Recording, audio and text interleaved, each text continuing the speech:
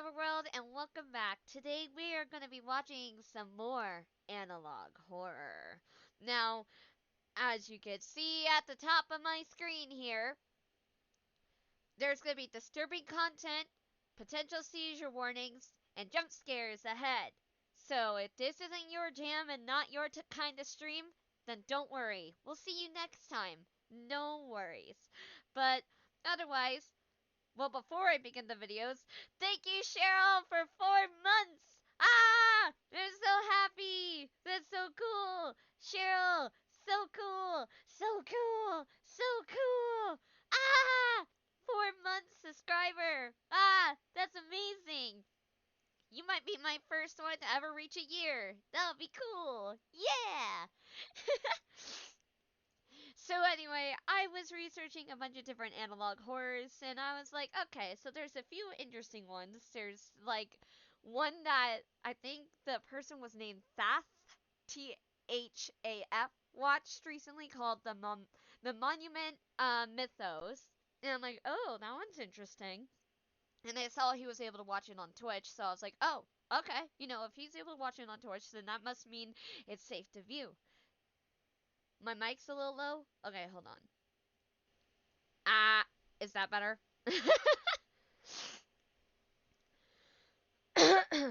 anyway, he watched the Monument Mythos on his stream, so I was like, okay, I haven't seen this one yet, so I guess we'll give this one a shot and see how it is. Then, of course, we have the FNAF VHS tapes. Oh, you're saying yes to it's better now? Okay, good. Okay, good. Good. Anyway, we're also gonna be watching the FNAF VHS tapes. So there is the original one by, how do you say this person's name? We have the original by Squimpus McGrimpus, and then we have the ones that Baddington did that are remakes of them. So we might check out both because it'd be interesting. I think it'd personally be interesting. So yes. Uh, and then if we have enough time, we're probably going to check out the back rooms too. But with that said, let's go ahead and get started, shall we? Let us start with the Monument Mythos. First one, Liberty Lurker. Also, Cheryl, if you can let me know if the video is too loud or too quiet, it would be appreciated. The following auto is an excerpt. Okay.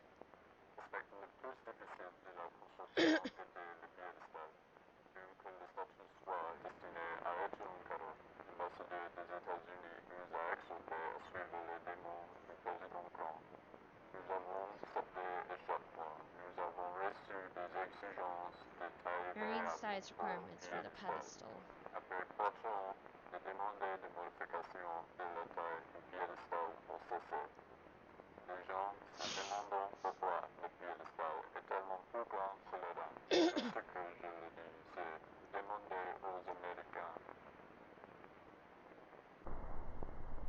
In 1949, the statue underwent extensive renovations. The official blueprint behind the changes, titled STLI 1.8084, was classified for 36 years.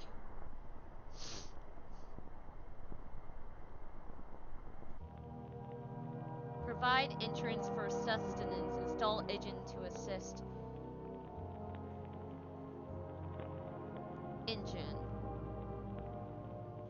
Engine.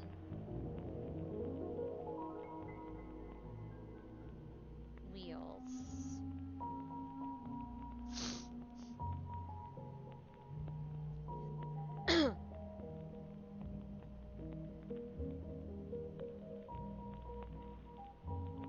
Drain. Waste storage? This is weird.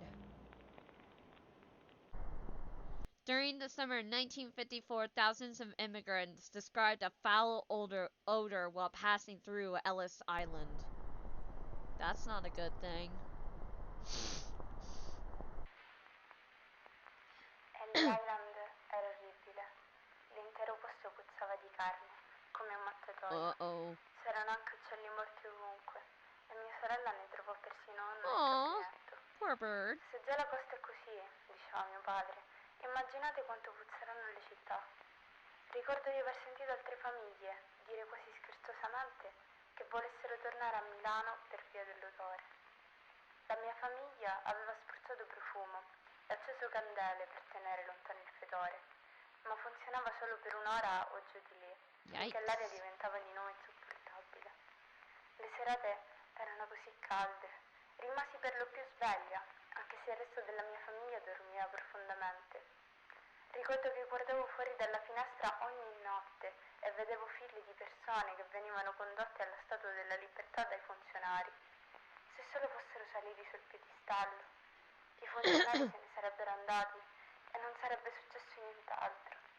La mattina seguente però ci sarebbe stato un odore peggiore, come un mattatoio. Is the Statue of Liberty a cryptid? Is that what they're saying? The Ellis Island immigration station closed the following November. August 1985. First sighting of the Liberty Lurker?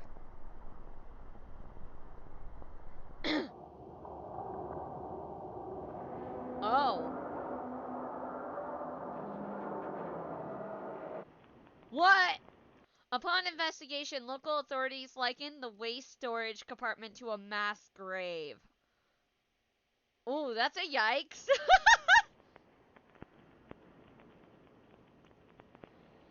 If you have family members who were last seen at Ellis Island between the years 1949 and 1954, you may be entitled to compensation. Cheryl, keep your boyfriend away from Ellis Island. Keep your boyfriend away from Ellis Island!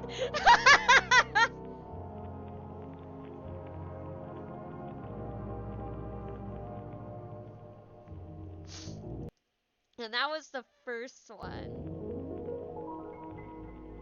Ooh, creepy. Okay, let's see. Rushmore Revenge is the next one. August 7th, 2003. The National Park Service finds the Mount Rushmore National Memorial vandalized.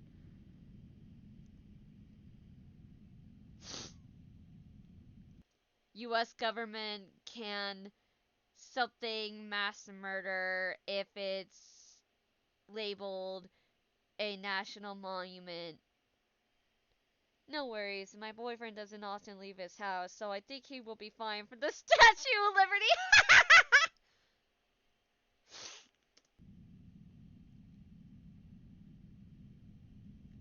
The US government can fund mass murder if it's labeled as a national monument. Every day, executions occur in 2,600 American landmarks.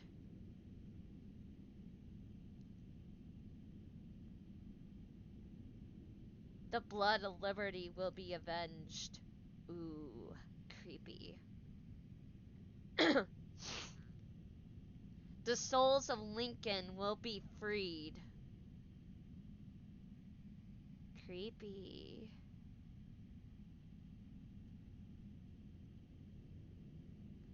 August 14th, 2003. More messages are found on Mount Rushmore.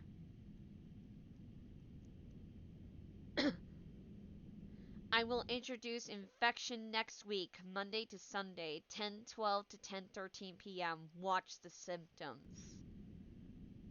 Ooh.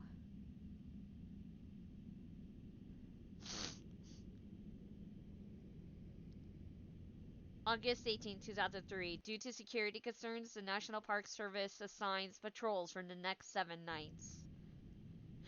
The patrols are told to videotape all anomalies from 10:12 to 10:13 p.m. Monday.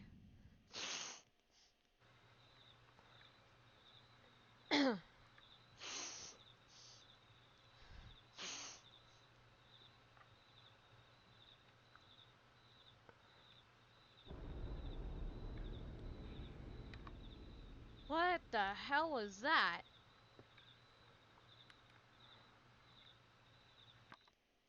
Tuesday.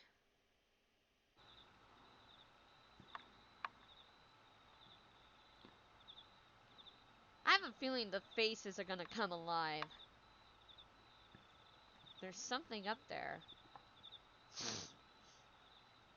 And now it's disappeared.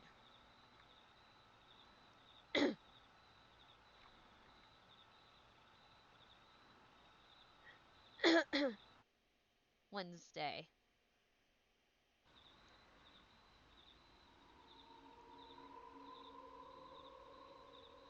Ooh.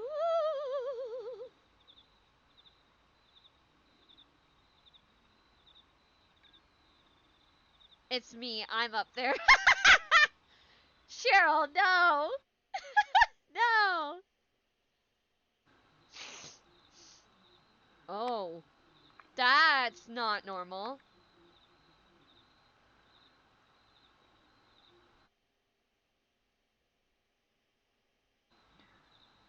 Man, if you want them to record anomalies, give them better cameras. Though it was 2003, so, yeah.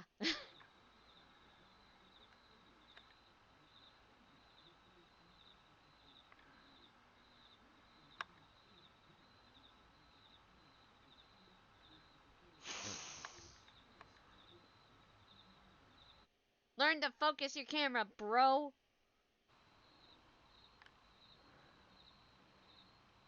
Remove lens cap.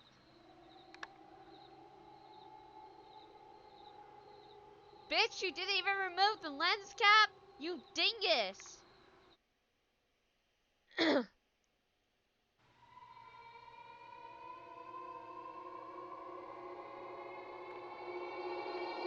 Oh my god! Wait a minute! Whoa! Whoa! Whoa! The fuck was that?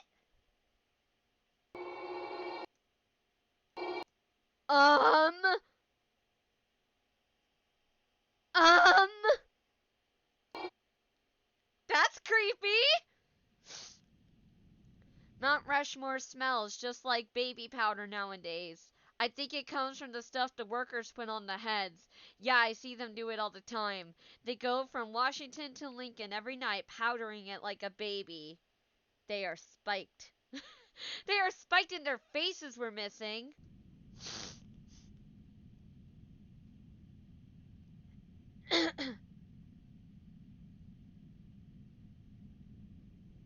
Hannah McElroy, local photographer.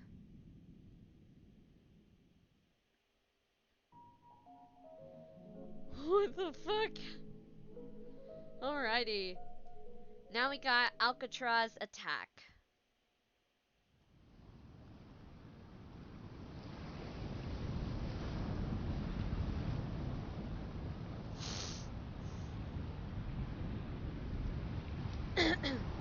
Alcatraz Island, 2 days before therapy.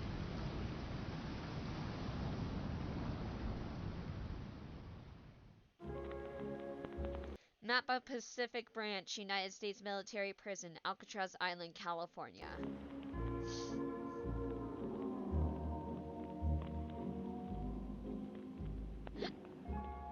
Fortifications.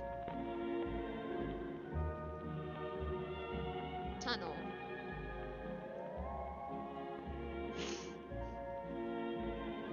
Reservoirs. Water tower.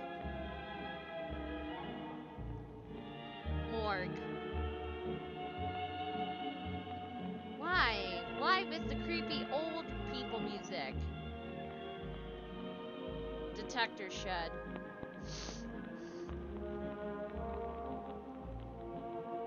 Main prison. Ruins?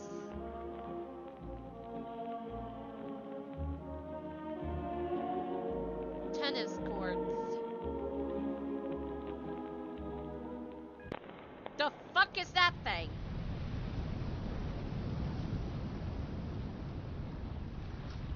One day before therapy. Oh great, is Alcatraz alive too? Or is there something slumbering on the island?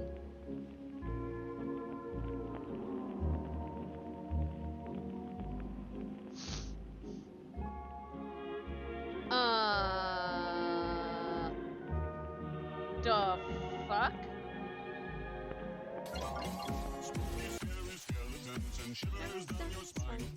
Tricky skulls and shocking souls to your doom. Spooky scary skeletons speak with such a screech. Shake and shimmer in surprise and hear these zombies shriek.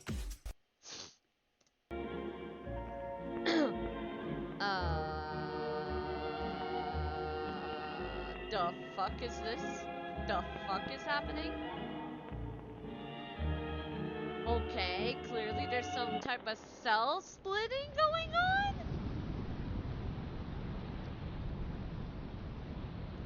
Radiation therapy number 1. Oh. What the fuck?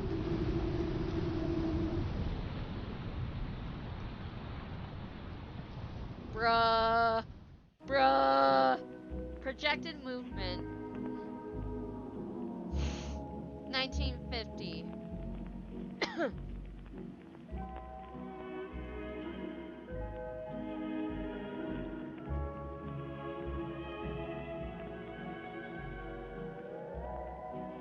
I.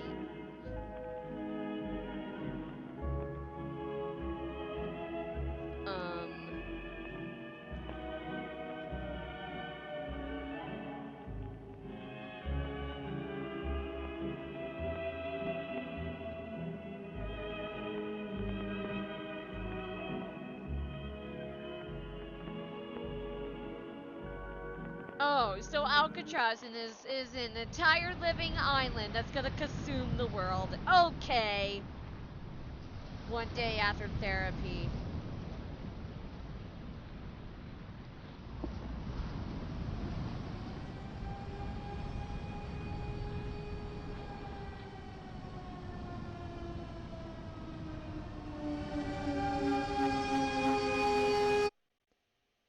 As of 2020, the Alcatraz zone extends to West Texas.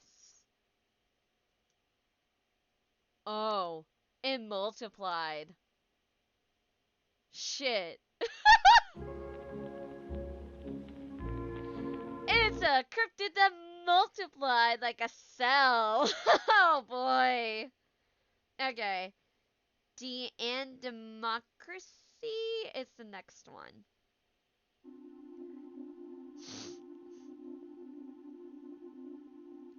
Dean Democracy, a look back at America's 37th president. During a program of ABC Evening News, anchor Peter Jennings told viewers to look forward to next week for a special broadcast of national significance. Jennings would continue to remind viewers of the special broadcast over the next 7 nights, even referring to it at one point as the most unprecedented announcement in recent history. Alcatraz is just displaying meiosis and mitosis. A week after its first mention, Jennings reminded viewers of the special broadcast one last time, asking them to pay attention later that night for an exclusive look at the greatest gift to the American people. Due to the anticipation built over the week, over 60 million Americans tuned into ABC, waiting for the evening news to end and for the special broadcast to begin. There were countless theories as to what would occur, from the announcement of alien life to the declaration of an all-out nuclear war. Speculation was brewing intensely. Once the evening news program ended, a black screen with a 10-second countdown commenced with the title Dean Democracy. Some viewers, so terrified of the threat of nuclear war, reportedly experienced nervous breakdowns and ran down the street, declaring that Dean Democracy was the code name for an all-out nuclear holocaust. Yet once the countdown ended, all fears were soon replaced with tears of joy and an excitement not seen since the end of World War II.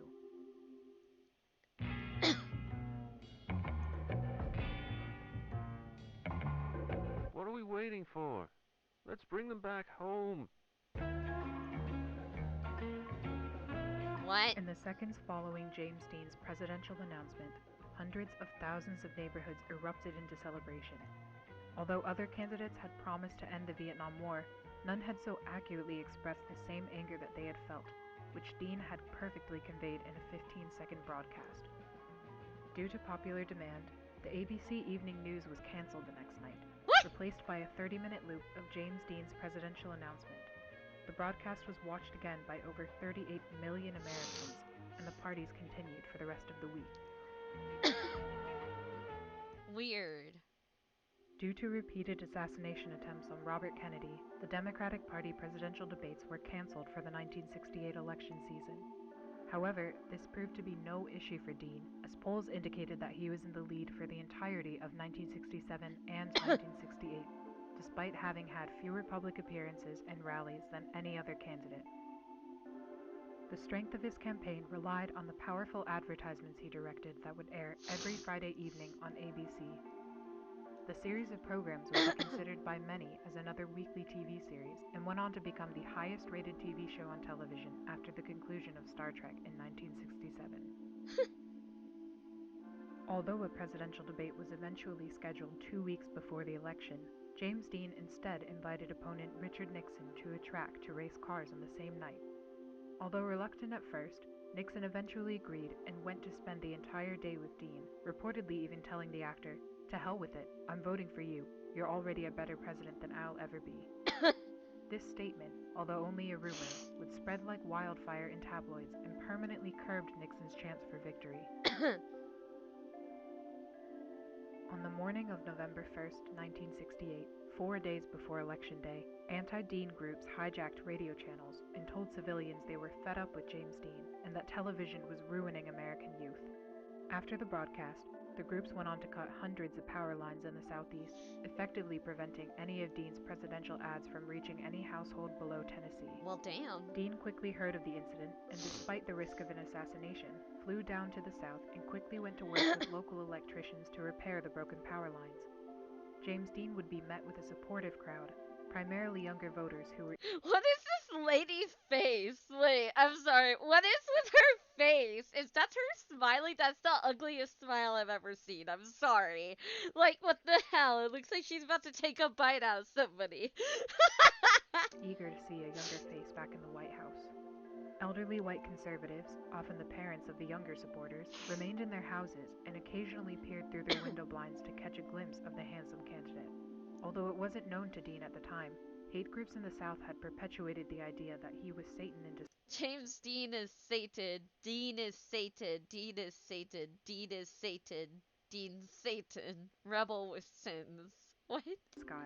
And cited his good looks and his love for jazz. I will smile like that at you in the void. Jesus Christ, Cheryl! No, that's creepy. Bad, bad, Cheryl, bad. No, no. As being clear signs of the devil.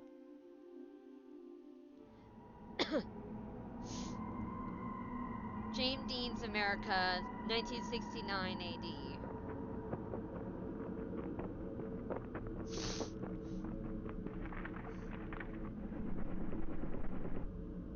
James Dean is no man. Produced by Anti-Dean Association. Elderly white conservatives in the Southeast would be the only demographic unfazed by his campaign. Dean continued to travel from state to state, repairing power lines for 4 days straight until the very morning of the election.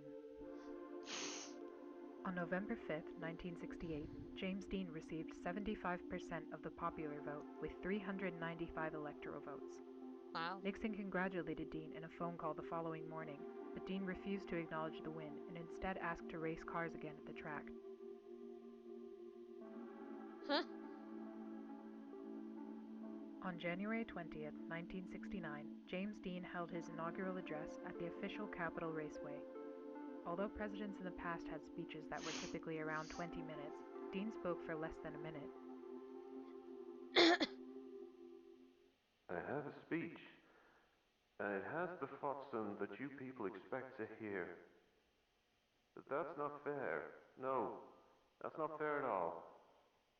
I'm here for all of you. It's only fair that you speak for yourselves. My words shouldn't be louder than yours. So I brought many other guests to speak. They're just people like you and I. In the same time that many other presidents have spoken by themselves, America will speak. Thank you.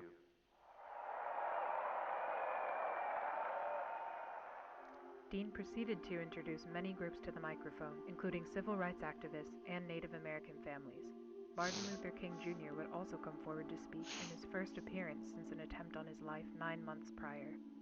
President Dean would conclude the inauguration with a brief bongo performance and went on to race Richard Nixon at the track.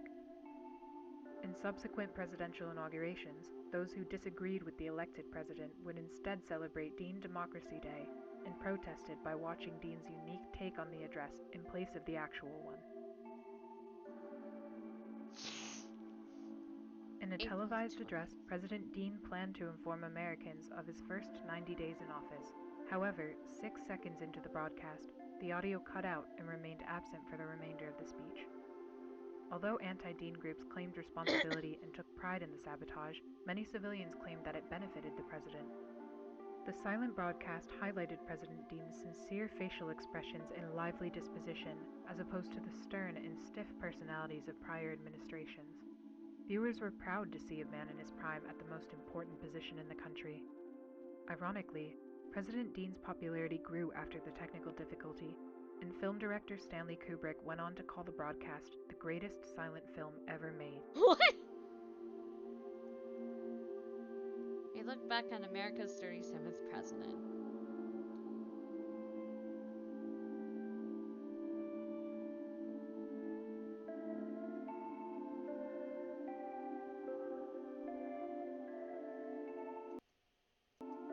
This one was weird.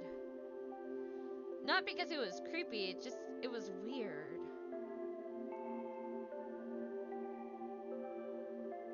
Huh. Weird. Air Force One Angel.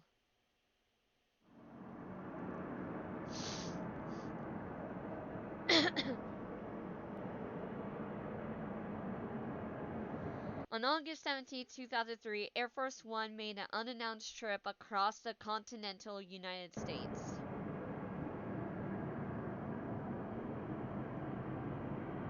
Many civilians claim to have seen the aircraft drop packages on various national monuments.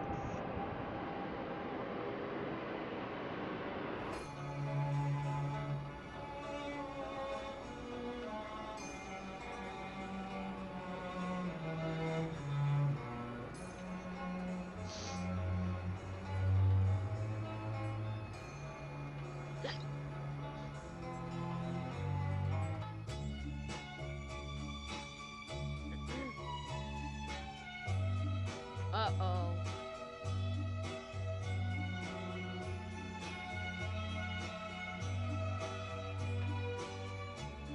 That's not good.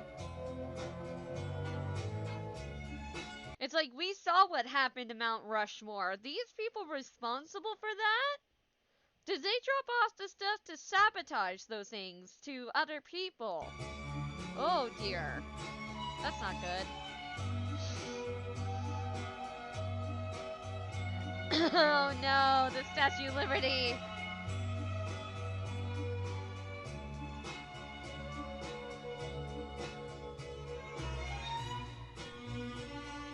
Oh.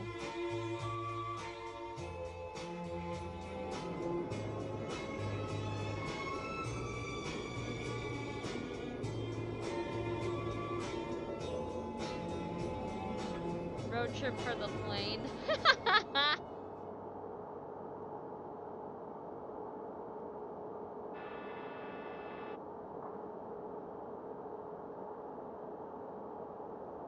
What the fuck is that? Excuse me? Excuse me. What the fuck is that? White House officials later disclosed that the unusual flight of Air Force One was unauthorized and unmanned. The lone figure seen inside the plane, dubbed the Air Force One Angel, has yet to be identified by the federal authorities. Oh shit. Oh shit.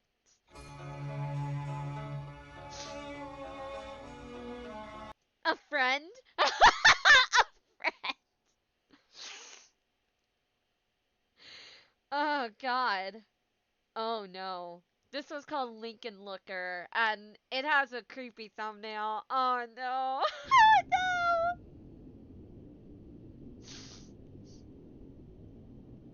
Maya was a Lincoln Arnoldson. Looker for 2 weeks. It was terrifying. One moment you're at home answering the door, and the next you're stuck in some kind of suit. The smell was awful in there, and the metal seat was so cold. The only thing you can do is look through 2 little holes. It was some kind of mask, and whenever the sun shined near, I could see the inside of it. It was a familiar face. Every few nights, straws would be put through the holes, and someone would feed me some weird soup. After 2 weeks, they found out that they had misidentified me, and I wasn't the correct Lincoln Looker. Reagan apologized to him personally, and I was released with some monetary compensation. I'm sorry, what? They don't care if I talk about it or not. No one would take me seriously. Lincoln looking is just too absurd. Ah! I don't like it. That's creepy. Oh, don't zoom into it. Come on.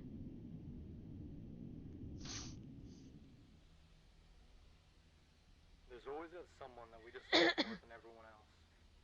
Not usually famous or important, but you've done something that's affected us personally. Often you're the only person who remembers this act. And I've been that bad, but memory hurts. Everyone experiences this, and the president is no exception. Except he can do something about it. Every president can choose one person to be a Lincoln Looker. What? After the alibi is fabricated, the person is abducted from their home, and they stay a Lincoln Looker for as long as the president sits in office. Nobody can question his decision, and there's no trial. You might be surprised, but it's nothing new. It's been a tradition. Lincoln Lookers have been around for a very long time. What? What? Due to rumors that Lincoln Lookers were imprisoned behind presidential portraits, White House officials publicly removed and reinstalled the portraits to demonstrate that no space existed to hold Lincoln Lookers. I'm sorry, what?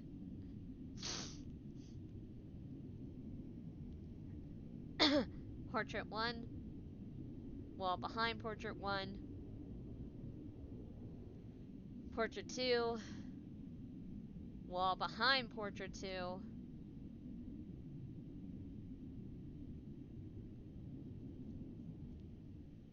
Hello, we are not available now. Please leave your name and phone number after the beep. We will return your call. Hey, Eunice. It's Howard.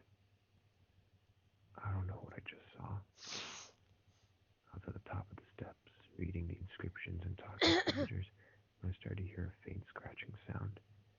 I didn't think much of it at first, but when I got close to the chair, I realized that the scratching was coming from inside the marble. So I went to a guard and asked whether she could do anything about animals that could be trapped in there. She told me not to worry about it, and that they'd take care of it once there were fewer visitors. A few minutes passed, and the scratching became much louder. I went back to the guard and asked what kind of animals usually got stuck in there, and she said, wild animals.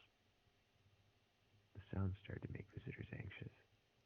I remember one boy pulling so hard at his mother's hand, begging to leave. A blind girl with one of those canes went up to the chair and pressed her head against it to listen. Then she started crying. Her parents tried to pull her away, but she just began to hit the chair with her cane. That's when the guards asked everyone to go back down the steps. I don't know why, and it's going to sound crazy, but I felt compelled to help. So I went to the blind girl and joined her in hitting the marble. The guards tried to pin us down, but the scratching became too loud for even them. It sounded like someone was shaving down a chalkboard. Eventually the marble began to crack, and a few more hits caused the crevice to expand all the way to the top of the chair. There was a sudden burst of air from the damage, and the head suddenly turned toward us. I was afraid it would fall, so I picked the girl up and went down a few steps. The head slowly rotated back into place, and when it started to be pushed upwards, I took out my camera. It was no wild animal. What?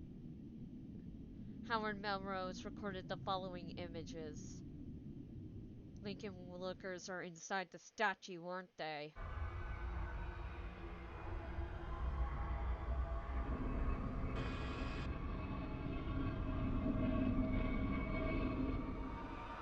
What the fuck?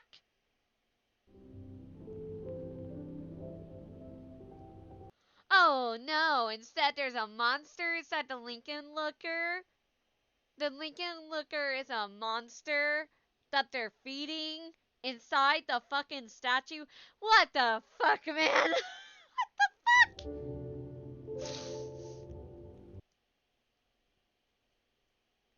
Washington wormhole?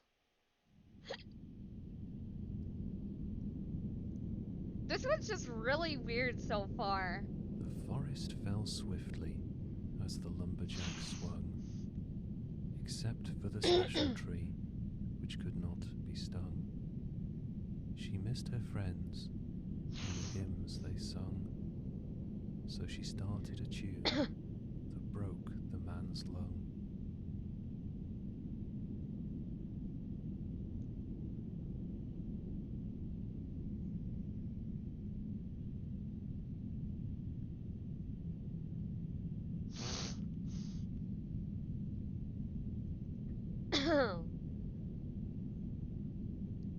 That's a very odd looking tree.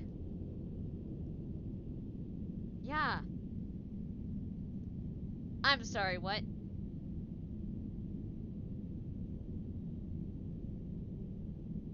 No. They built something over the stupid tree? Oh my god. These idiots. You know, there was a suspicious tree that wouldn't even be cut down and supposedly damaged a guy's lung. I would think you wouldn't want anything to do with the tree. You would choose somewhere else to build. But no, instead you're building something over it. And of course, it's gonna be a monster of some kind and it's gonna cause issues. You, construction people, are idiots. Prisoners of war are seen being led into the unfinished tower. Just build around it.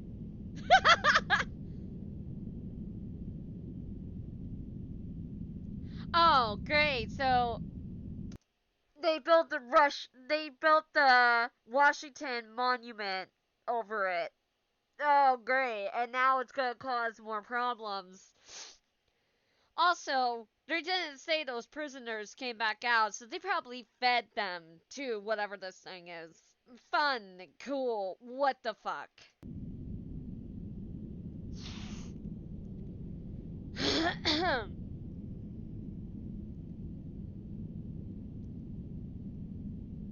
And listen closely, hear the music within its walls. Because a major tourist attraction.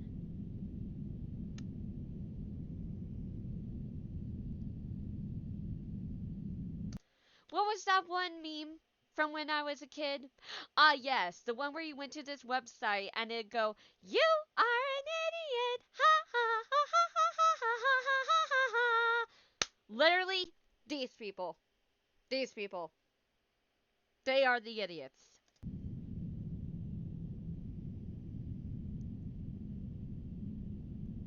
Oh, great, let me guess. All these people went missing. 20 and... I fucking called it!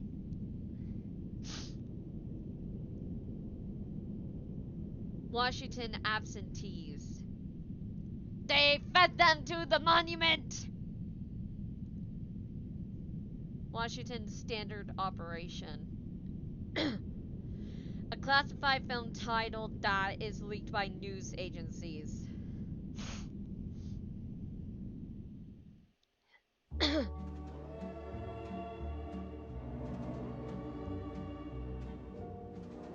Entrance door. That's not sus at all.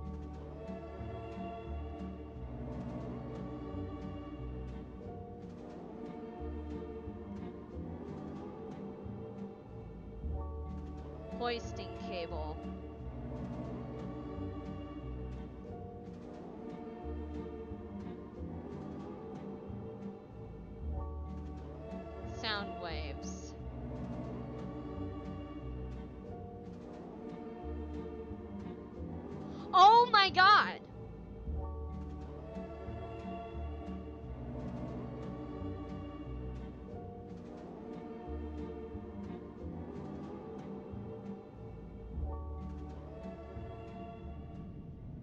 Oh my god. So the sound waves knocked them out, and then they. Oh my god. What the fuck? Like, actually, what the fuck?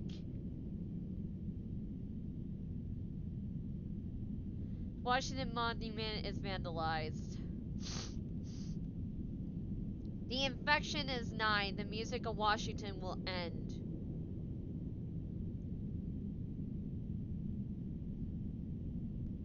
Oh my god.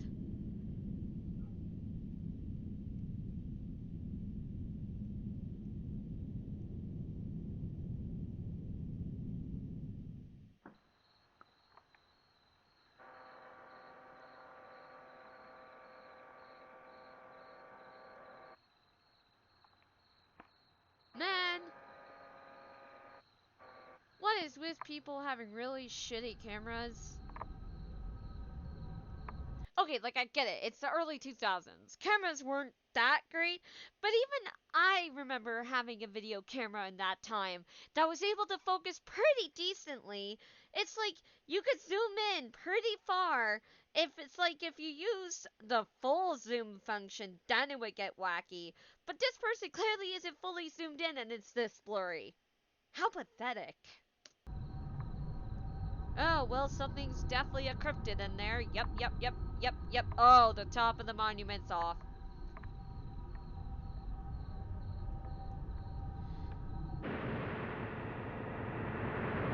What the fuck?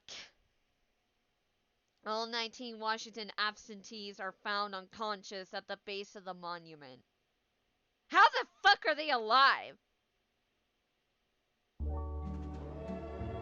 Well, clearly they're infected by something now. Yep, all 19 of those people are now infected. Wait, didn't they say 20 previously? Hold up. Wait a minute. It says 19. What? What? 20 individuals. Who the fuck from these pictures are missing? Who is missing from this? Okay. Da da da da da da da da da da da da da da da da. Either editing error or something else, I guess. That's weird. That's weird. But yeah, so it's apparently a giant worm instead of a tree, or it's a worm tree hybrid that eats and consumes. I don't know. It's weird. Anyway, Delaware double. An accidental discovery made by two fishermen has sent shockwaves across the nation. Around 4 p.m. on Christmas Eve, Ralph Grassman and Michael Tillman were reeling in their last batch of catfish when something on the ice caught their eye. It looked like a bicorn, one of those hats from way back when, said Grassman, the other of the two who also organized the trip. Grassman walked down the ice to retrieve the hat. When he pulled back the hat from the ice, tumbled back in shock at the sight of a human scalp, partially exposed in the ice. Tillman walked over and after a brief discussion with Grassman, agreed to remove the rest of the body from the ice. The effort took several hours, but by 10 p.m. the fishermen were able to pull the entire body from the ice with no further damage. I'm sorry. They pulled the body from the ice, a T-posing human body.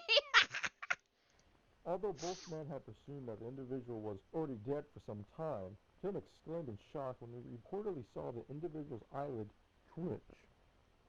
Grassman suggests to immediately take the body home and attempt to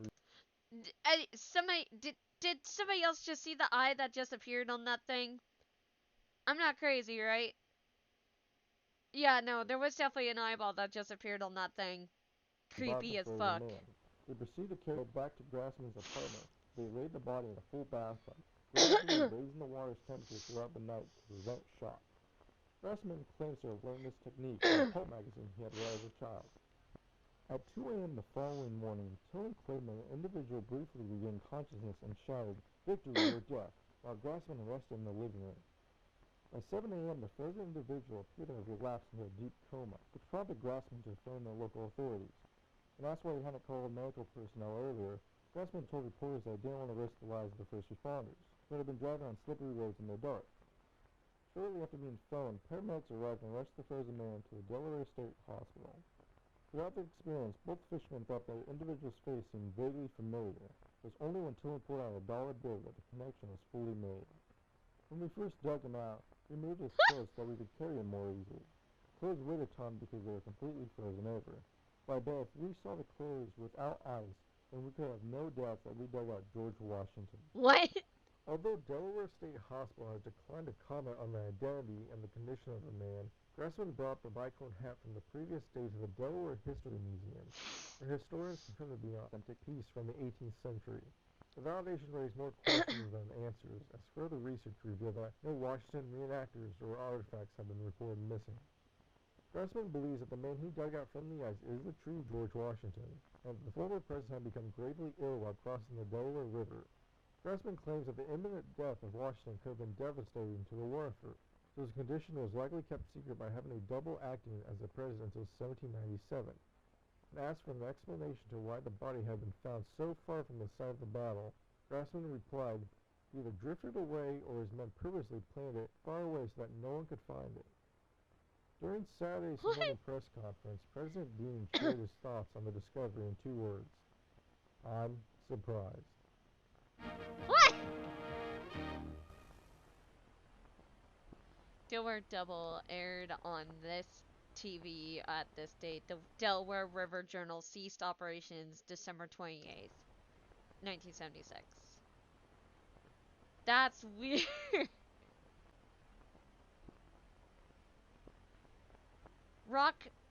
Rockefeller tree tragedy.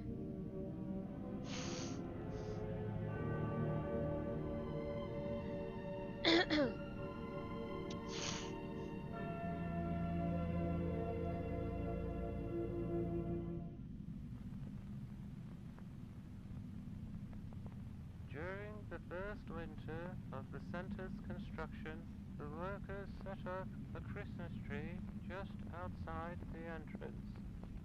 It was an uncanny sight to see a green fir stand in the middle of what appeared to be a no-man's land.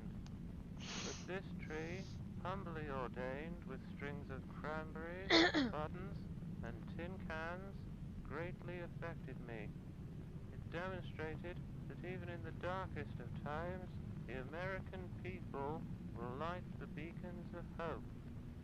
I thought it could be the start of a great and inspiring tradition, so I traveled north to Babylon in search of a Christmas tree for the following year.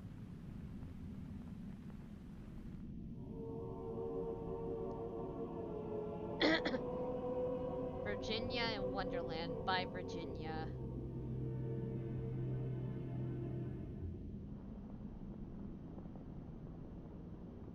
For 12 days and 12 nights, Mr. Rockefeller looked for the best tree in the forest. How about this one, Mr. Rockefeller? No, no, it's much too short. How about this one, Mr. Rockefeller? No, no, it's much too tall. How about this one, Mr. Rockefeller? No, no, it's much too average. Mr. Rockefeller soon feared that he would leave empty-handed. Then, on the 12th night, just as he was packing up his stuff, Mr. Rockefeller heard the sweetest tune in the air. Oh no. It sounded as though the very wind itself had fallen in love. He and his men followed the song and Oh found themselves no! at the base of a very, very special tree. How about this one, Mr. Rockefeller? It's perfect. For the rest of the night, the men swung their axes at the special tree. Chop, chop, chop. However, when the sun rose, the tree was still standing. Their axes had left no marks at all. Mr. Rockefeller was surprised. The next day, Mr. Rockefeller and his men laid 100 sticks of dynamite around the tree. 3, 2, 1, boom! Yet, the special tree continued to stand. Mr. You Rockefeller was idiots. surprised. So Mr. Rockefeller decided to hire the best team of grave diggers to take the tree out of the ground. After a week of digging, They told Mr. Rockefeller the tree will be out in 3 years at this rate. Mr. Rockefeller was surprised, but he decided to let the gravediggers work. He would pick the next 3 best trees for the next 3 Christmases. But by the 4th year, the special tree was ready to display. Cool, you brought a cryptid tree back home. Good job.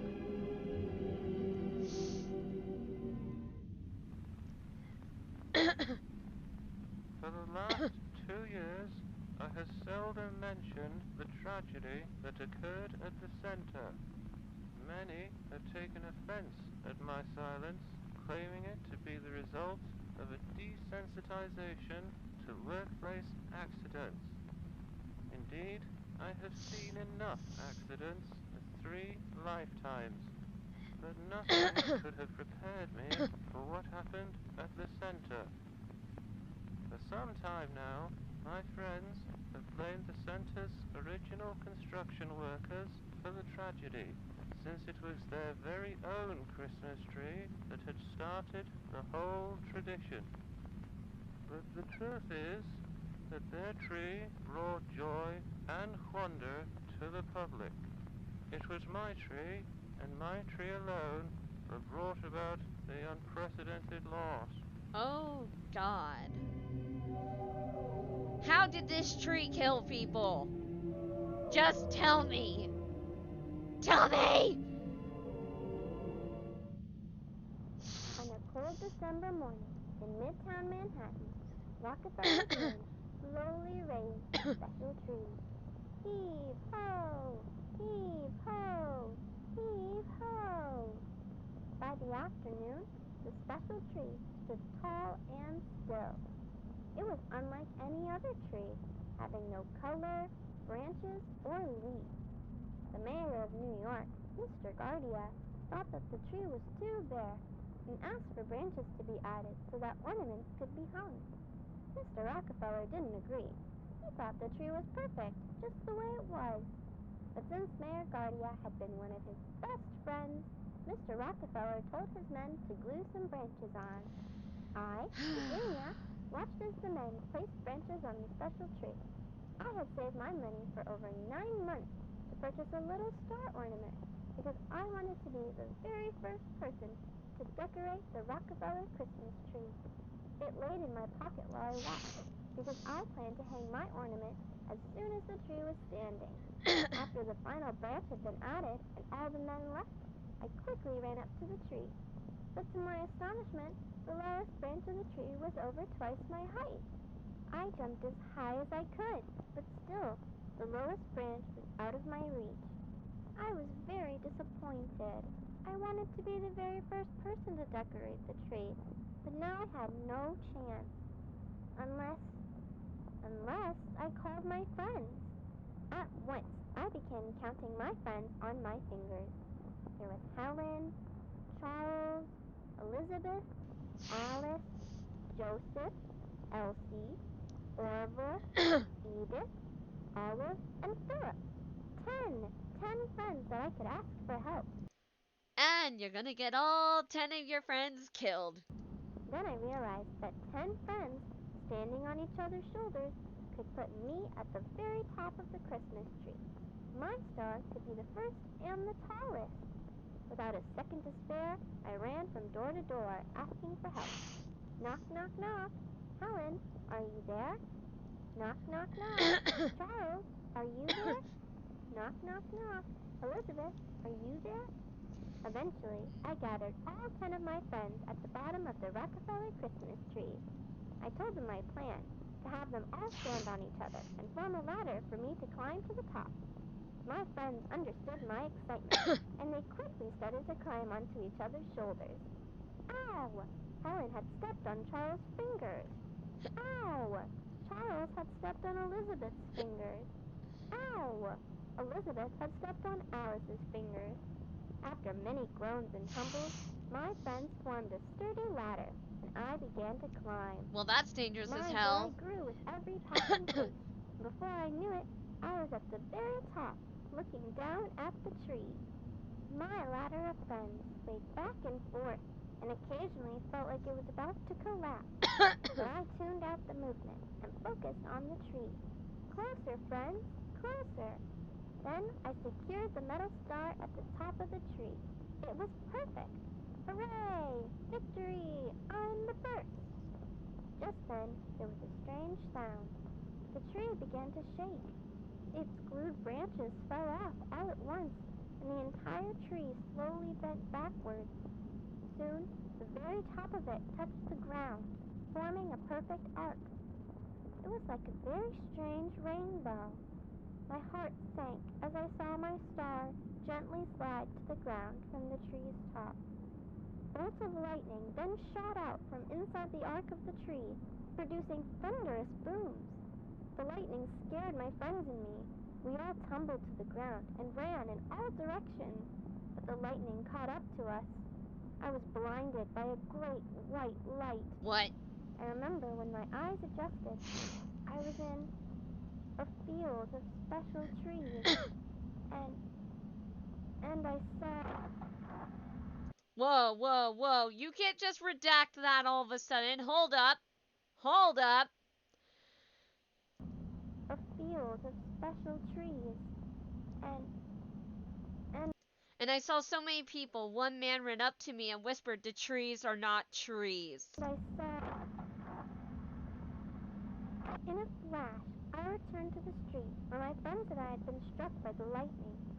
We were all on the ground, being attended to by other people. I had scratched my legs badly, and I could see that my friends were also hurt. I looked up at the Rockefeller buildings, and I thought that they looked a little different. The whole street looked a little different, and the special tree was nowhere in sight. Jesus Christ. Yep, it's a monster. It's a monster of some kind. Dumbasses. It is only natural for the reader at this point to wonder why the incident has been referred to as a tragedy. There had been no loss of life, and, aside from a few temporary scorch marks on the center, no damage to the surrounding property. I, too, assumed it was a mostly inconsequential event, likely an electrical accident whose effects were exaggerated by the children at the scene. I was grateful that every life involved had been spared. A death at the center would have weighed heavily on my mind for some time, but when I encountered the results of the children's medical examinations, I wished that a death had occurred in place of the unfathomable. What?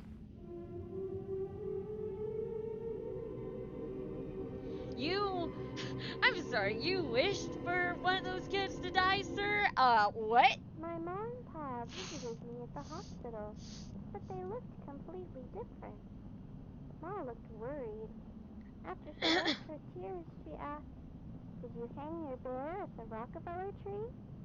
I answered, "It wasn't a bear. I was going to hang a star." To which they asked, "What do you mean?" Pa asked, "Where did you get these clothes?" I answered, "These are my clothes, the ones you helped me put on this morning." To which they asked, "What do you mean?" My ma then asked, "Why are there dots all over your face?" I answered, "Those are my freckles.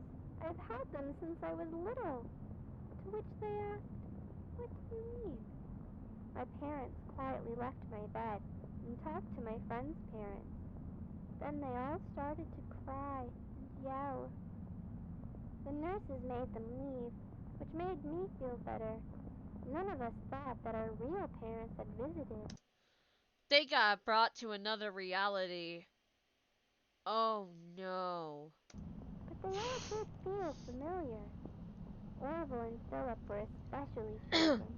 They didn't even share the same last name with their parents. The nurses tried to convince us that those who had visited us were our parents, and that we would come around to properly greet them after we healed. But it was hard to believe. Whenever I looked out the window, I saw that Manhattan looked different from memory. Mr. Rockefeller himself was kind enough to visit us in the hospital.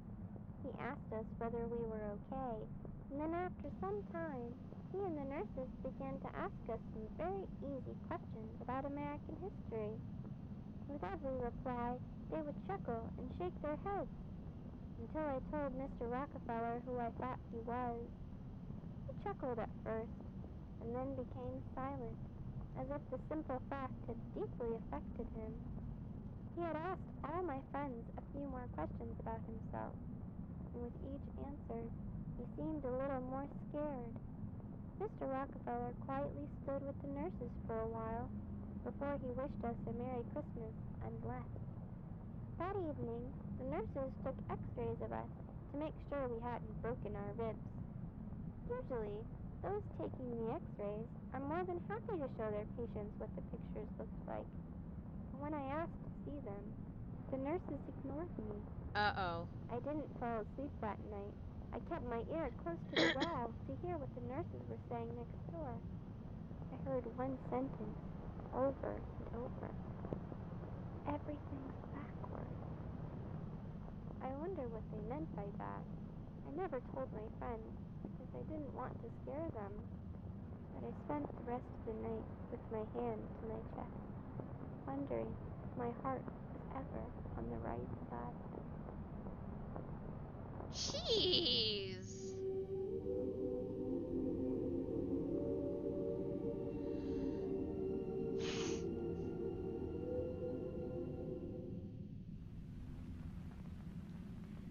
For several weeks, the children were kept under observation at the Columbia Presbyterian Hospital. I visited them as soon as I had the chance to. All the families of these children were deeply unsettled, for they had all independently come to the conclusion their child had been replaced by a doppelganger. Probably had. They claimed that these new sons and daughters possessed substantial differences from their real children. The majority of differences involved altered physical attributes and the inability to recognize familiar locations and characters, such as their parents and their homes. Two boys even claimed to have names different to those that their mothers had given them at birth. But of all the discrepancies, the most bizarre was their faulty recollections of notable persons and events. For instance, each of the affected children claimed that I had become the wealthiest man in America through an oil monopoly. It is common knowledge that I did This indeed one's work at an weird. oil refinery in my youth, but to entirely deny my 2 terms as president and insist instead that I had always been a mere philanthropist struck me as being particularly odd. The families were agonized by the children's behavior. Some continue to search for their real children. I support their endeavors, for I do not believe that the children's afflictions were the result of hysteria. Every day, I find myself recollecting the day that I had selected the tree. I have since realized the difficulties involved in the removal of it should have repeatedly discouraged me. And had I been discouraged, the families of those children would not be experiencing the anguish that they currently have. Perhaps I never had the opportunity to select another tree. Perhaps I was meant to select that tree regardless of my persistent character. Perhaps we are all trolleys, forced to follow the path of the track to each of our destinations. I take solace in that thought. Or perhaps the tree chose me. Because it's a fucking demented tree that's a monster. This is very long. We're almost near the end, though.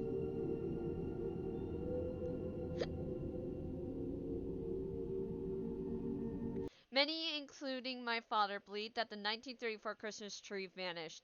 This is untrue. I have seen it wandering in the plaza on many occasions, and it resembles a man far more than any tree.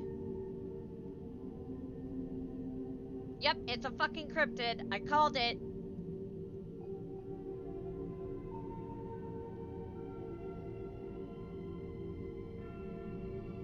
John D. Rockefeller Jr. Oh, great.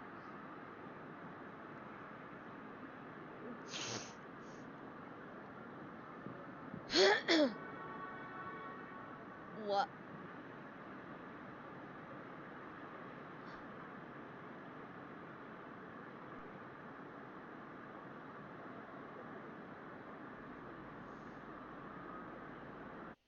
What?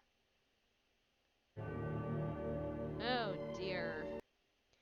Alright, so we got 2 more of these, and they have another season, but I think I'll be moving on to the FNAF VHS tapes after these last 2. So, Canyon Crown is our next one.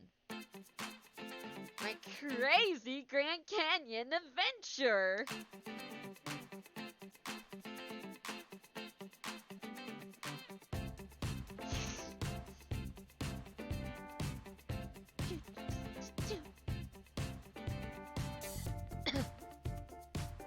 Me and my brother deep in thought.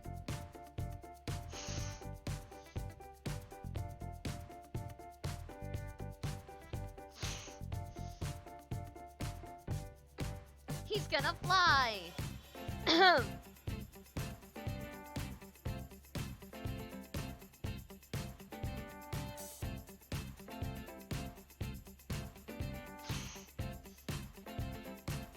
Then I saw something really weird.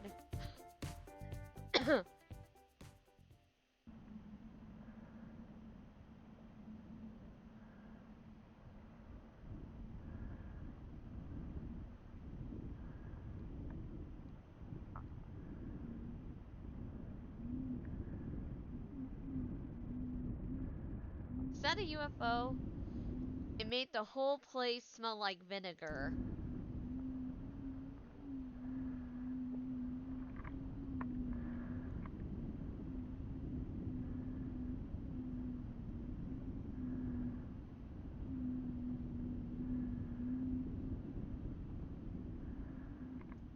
So blurry.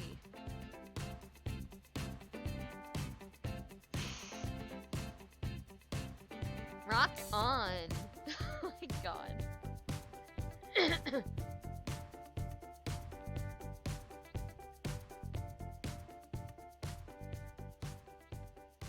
Then I saw it again.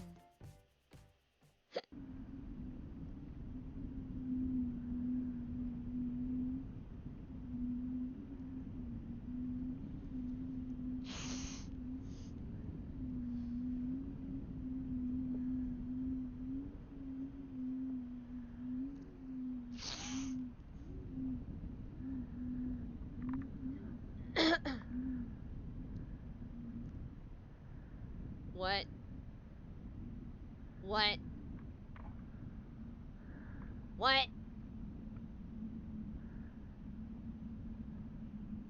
What? Oh, what the fuck is that?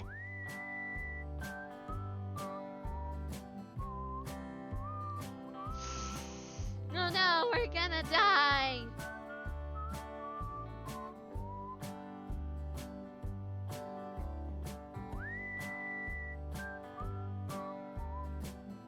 Mr. Squirrel.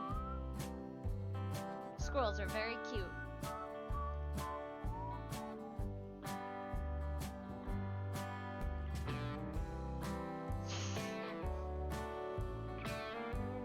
We did a little research and found out what we saw.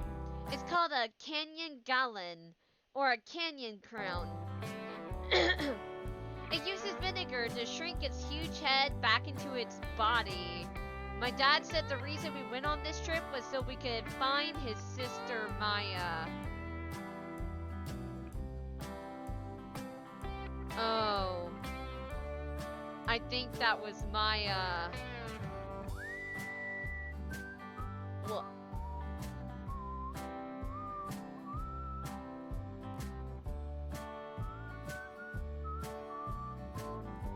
head off trail.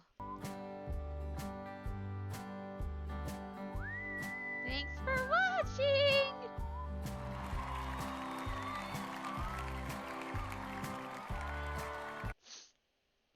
And now we have the last one. Freedom Faller.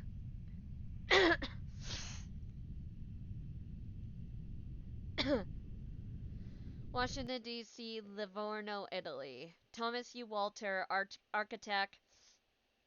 Montgomery Meigs, engineer. Alfonso Savino, detective. Thomas Crawford, sculptor.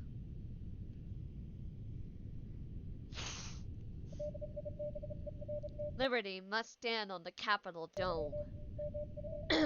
Yes, I will find an artist to bring the statue to life.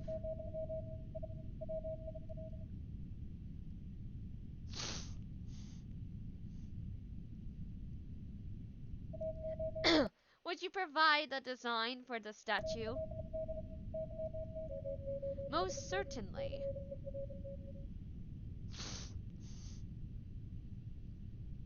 Freedom 1, Freedom 2, Freedom 3. Freedom 3 will do, but change her cap? Cap.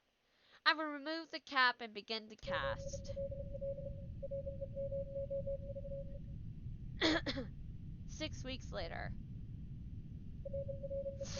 Freedom is difficult to cast. Apologies for delays.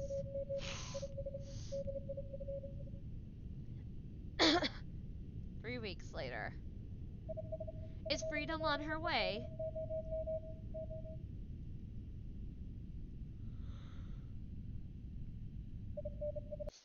Inspector Savino speaking. Mr. Crawford passed away. Monarcha will receive freedom. Expect arrival in a month.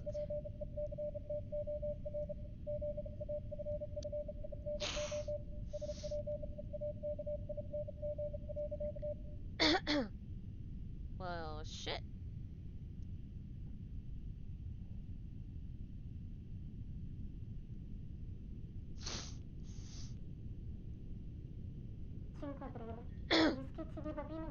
Papa's sketches for Freedom are beautiful. She looks like Mama if she was a queen. I asked Papa if he could make a statue that looks like me. He said yes.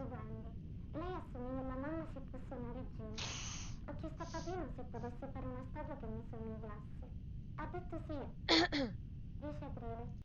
Papa went to his studio today. I asked whether he started working on my statue yet, and he just kept smiling. I think he is. Papa is very kind. Oggi Papino è andato al suo studio. Gli ho chiesto se avesse già iniziato a lavorare alla mia Oh, that's a creepy fucking face for your papa. Jesus. statua ed ha continuato a sorridermi. Io credo di sì. Papino è molto gentile. 13 aprile. We have not heard from Papa for a few days. This happened before since. This has happened before since he likes to work at his studio for a long time, but Mama was very worried today. Non abbiamo avuto notizie di papà per un po' di giorni. È già successo in passato, dato che è solito lavorare al suo studio per tanto tempo. Ma la mamma oggi era molto preoccupata. È andata nel suo studio dopo avermi messo She left for his studio after she tucked me in bed. a letto. 15 aprile. Mama returned home tonight. She went straight to her Mamma è room. tornata a casa stanotte e è andata dritta verso la sua stanza. 16 aprile. Inspector Safino came by today. He asked us about Papa and then went to Mama's room. A few moments later, more men showed up. Mama was crying. She kept yelling. Oggi è venuto un ispettore. Ci ha chiesto di Papino e poi è andato nella stanza della mamma. Un paio di minuti dopo sono arrivati più uomini. Mamma stava piangendo. Continuano a gridare. Lei ha i suoi occhi. She has his eyes. She has his eyes. I was scared. I ran out. Oh my god, did the statue rip out his eyes? Oh. Ero spaventata. Sono scappata via dalla casa. 18 aprile. E ricordo Papino che era I remember Papa telling Mama about how the statue would be put on a ship named Monarca. I went to the docks and found her anchored nearby. Next to the ship were some boxes. come la statua sarebbe stata messa in una nave chiamata Monarca. Sono andata al porto e l'ho trovata accorata là vicino. Accanto alla nave c'erano alcune scatole. Parti della libertà erano già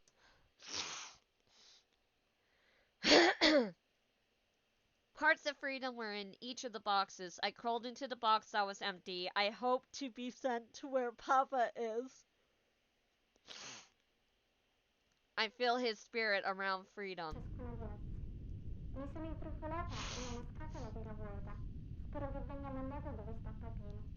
Sento il suo spirito vicino alla libertà. 21 aprile. Sono molto affamata. I am very hungry. The boxes are tied with rope, so I cannot get out by myself. There is a loud noise in the room, like clay being dragged across the floor. Le scatole sono legate con una corda, quindi non posso uscire da sola. C'è un forte rumore nella stanza, come dell'argilla trascinata per il pavimento. Posso sentire le corde che I could hear the ropes being cut and something big coming out of the box. Is it Papa? There are more sounds, like wood being broken. vengono tagliate e qualcosa di grosso uscire da una scatola. È Papino? Ci sono molti altri suoni, come legno che si rompe.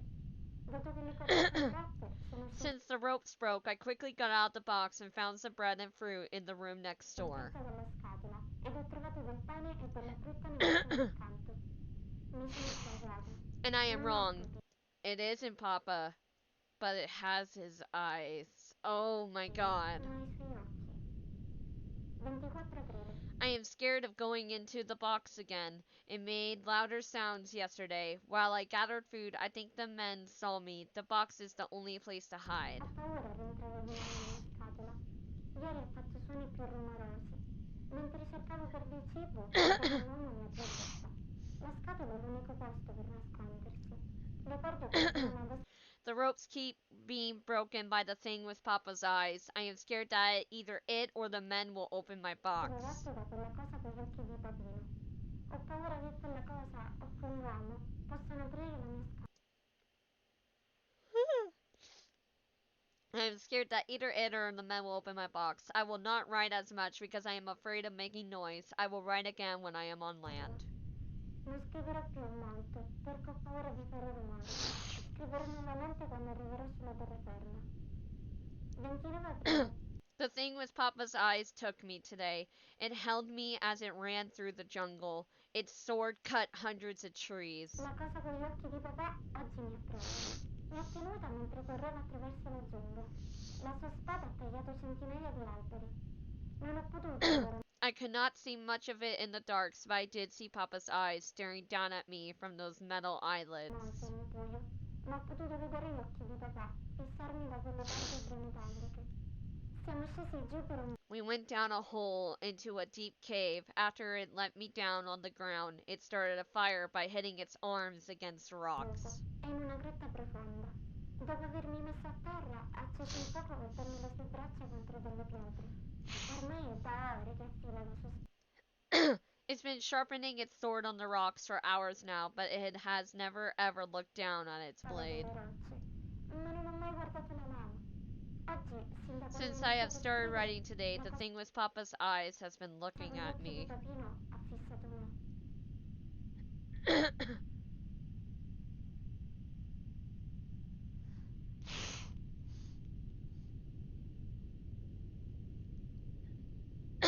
aprile. 6 casse sono state caricate all'alba. Sono pesanti. 6 crates were loaded at dawn. They are heavy, each containing a part of the large sculpture. Inspector Savino told me that it is the goddess of freedom.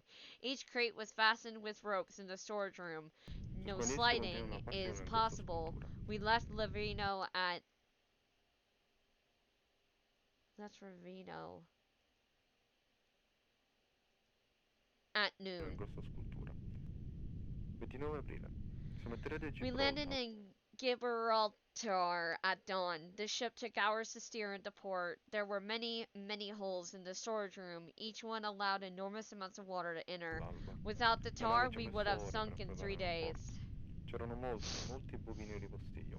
Ciascuno di essi ha permesso d'enormi quantità d'acqua di entrare. Senza il catrame saremmo morti da 3 giorni. Abbiamo aperto We opened the crates for customs officers. The crates were le empty. casse per gli ufficiali della dogana. Le casse erano vuote.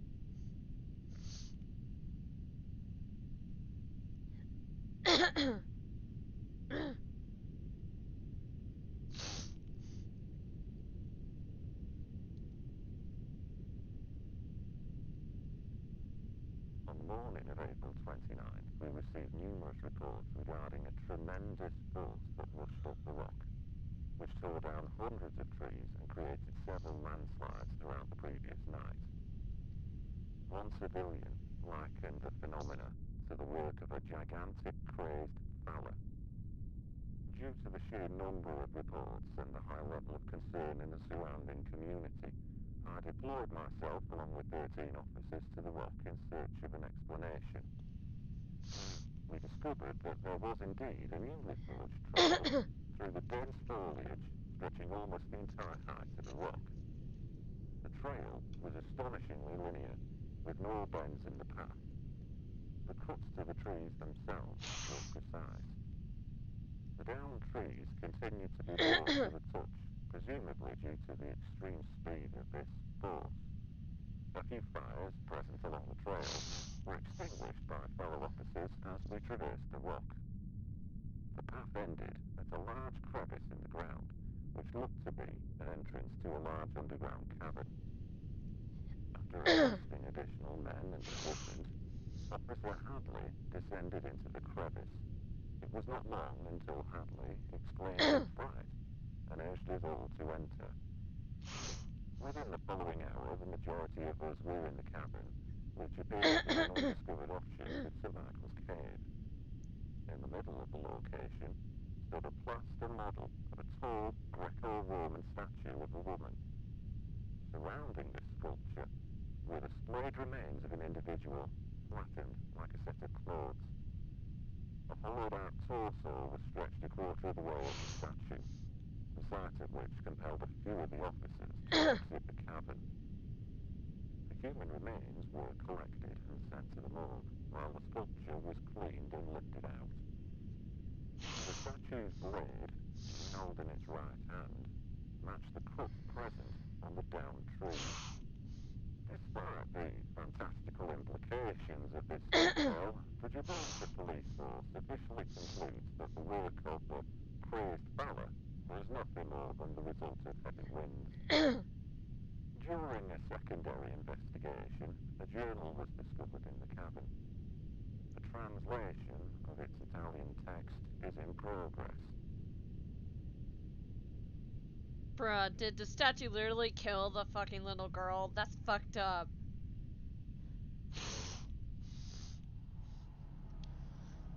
Arrives the tight-knit wooden ship. The plaster body is absent. Instead, a tall, wounded woman sleeping in its vessel, donning a helmet wrapped in a robe, clutching a sword and a damaged shield. Overheard a conversation with the captain. A violent conflict with freedom at the port in Gibraltar. They tell me inside her is the plaster, and I walk away, silently believing freedom craved liberation so terribly she tried to take it for herself. But off the ship, she was dragged away. Freedom locked up. Freedom in chains. They tell me I have to take it out of her.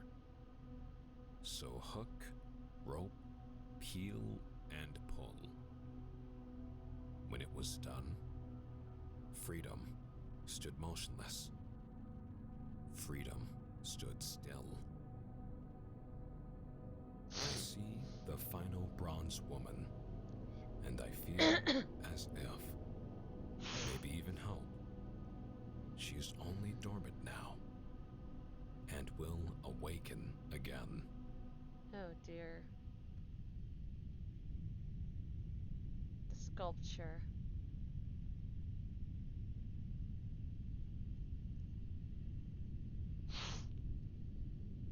Anti-Dean Association storms U.S. Capitol. Millions look on in horror during attack on democracy. The Statue of Freedom is shot down by Ada gunfire.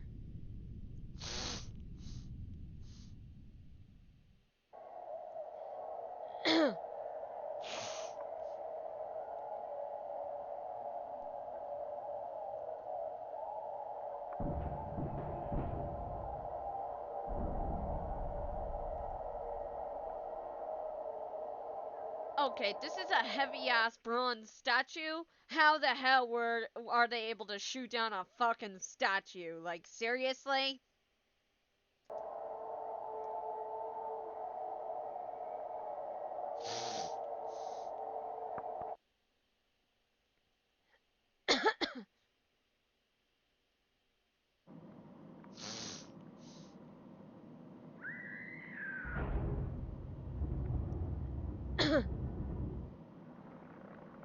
uh...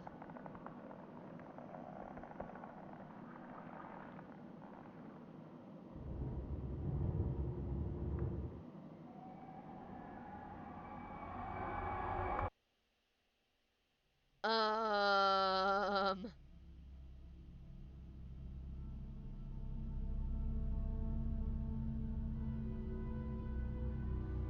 Well then.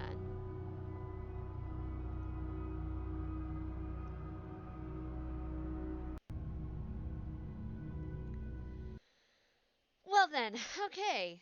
That is the end of the Monument Mythos. There is a season 2, but as I said, I like to get to the FNAF VHS tapes now, so we're gonna go ahead and move on to those now. So now the question is if I have to update the stream recording at all.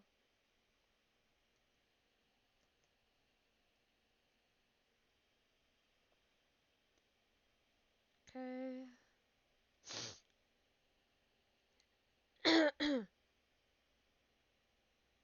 Theater mode. Pause.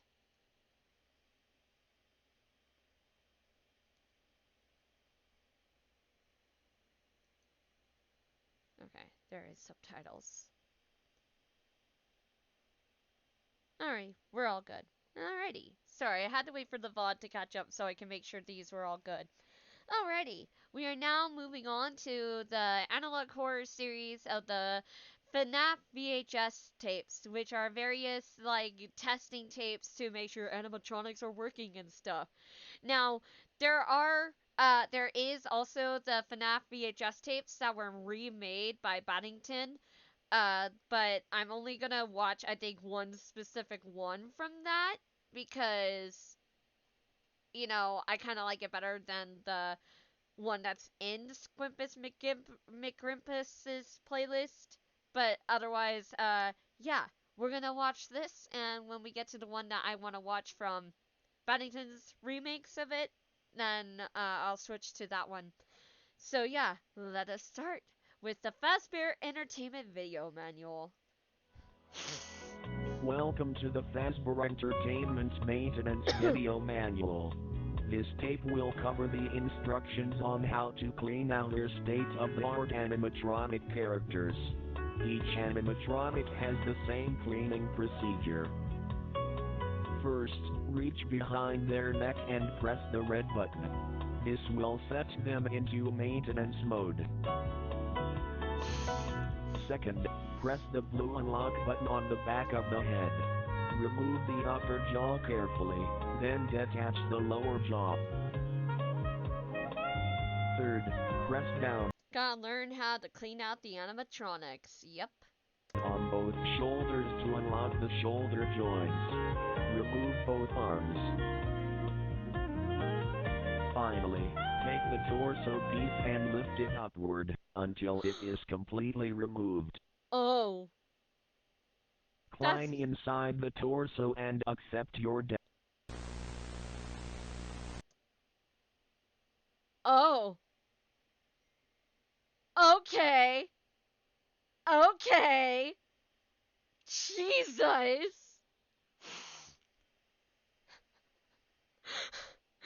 Okay, we're on to the body joint movement testing now, I guess. Jesus. Alright, no captions available. No subtitles available for this video. Oh god, that one's loud. Okay, hold on. Turning it down a bit. Jesus Christ. Testing the arms.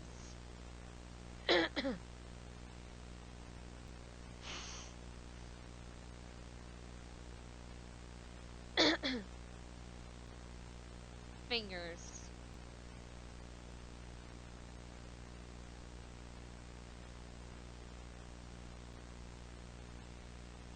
Legs.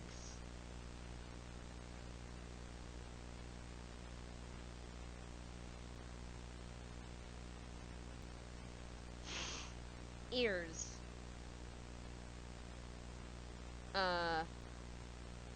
The ears didn't. Eyes? They're not. Jaw? Oh fuck, where, what? No, no. No, no, no, no. No, no, no, no, no, no. No. What the fuck?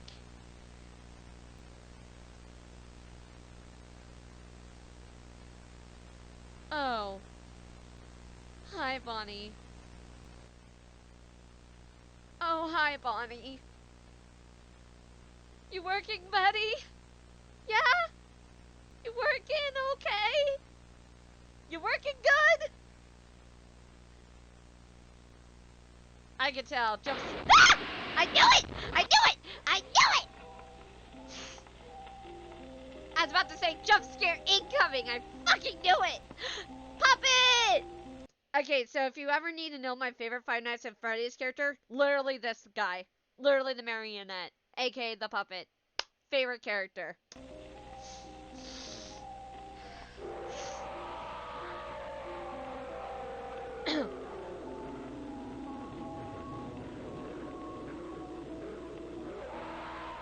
Jesus, puppet, you good?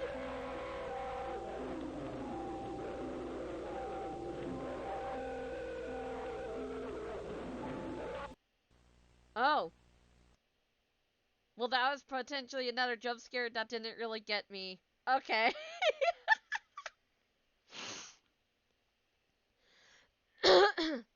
Yeah, I think it was supposed to be a Golden Freddy jump scare. Do you like him with his nice singing voice? Alright, so this is the sound response test video.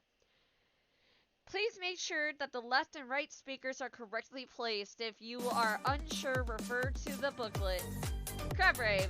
Apparently, we're gonna crab rave before we sound check Chica.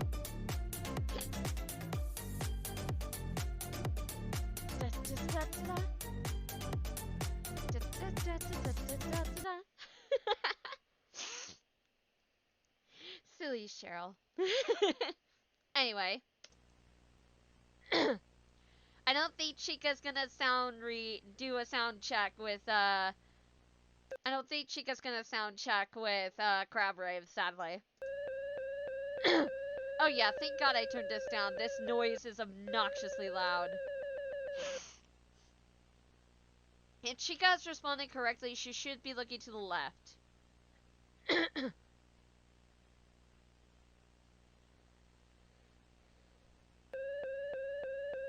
Oh god, it actually does it in each ear when you're wearing headphones. Oh god. If Chica responding correctly, she should be looking right.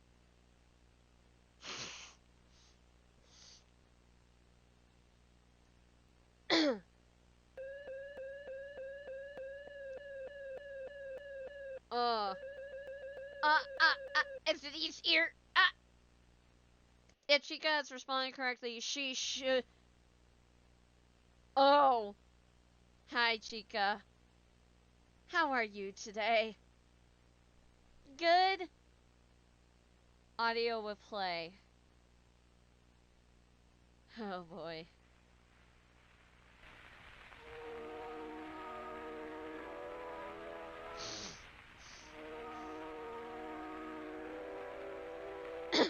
Good noise.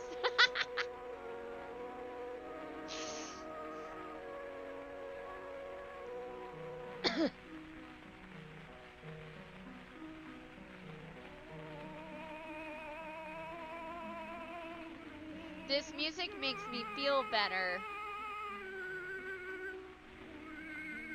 It makes me think about birds. I like birds. They are pretty. One time I saw a bird sleeping in the snow. That's what bad dreams are about. I feel like I'm sleeping in snow and I can't get up. It's too cold for me to do that. Things don't breathe when they sleep in the snow. I can't breathe. Oh. I can't breathe.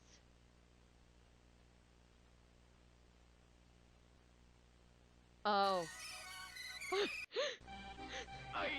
Okay, this is the one I'm gonna actually do the Paddington video for because I actually kind of like Paddington's version a bit more. Pause.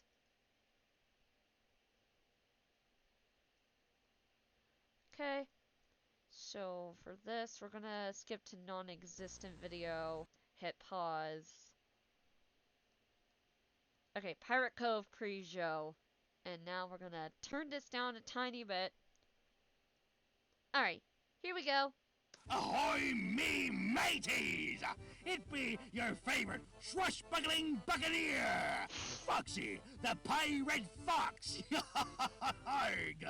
When I tell ya, we got a grand show for you today in just about 10 minutes. Wait, 10 minutes? That's right, 10 minutes! Can you bloody believe it? 10 minutes? Why, we better gather our gear before time runs out. Oh, and I've got to prep my singing voice. La la la la! Bonnie, make yourself useful and mop the stage, will you? Whatever you say, Mr. Boss Man. Just try not to slip, Cottontail. Whoa, whoa, whoa, whoa! Hey! Will you landlubbers stop mucking around? Anyway, you scallywags just be here in time for the show. Not a moment before, and not a moment later, you hear? Or else you'll be forced to walk the plank!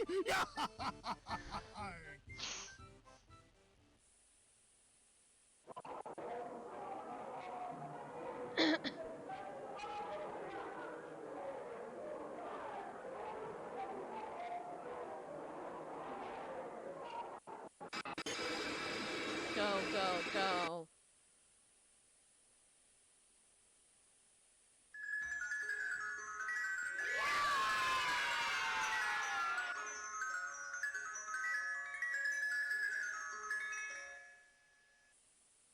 Creepy. Ahoy, me mateys! It be your favorite swashbuckling buccaneer, Foxy, the Pirate Fox. Arg.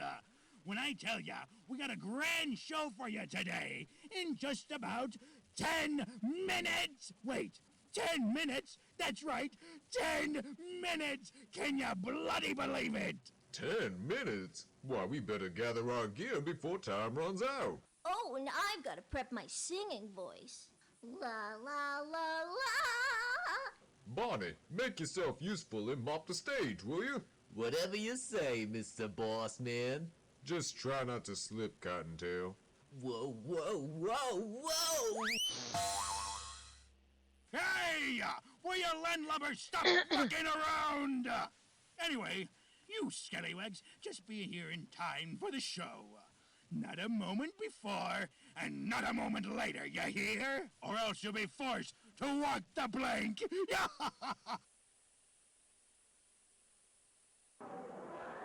Hi, Foxy.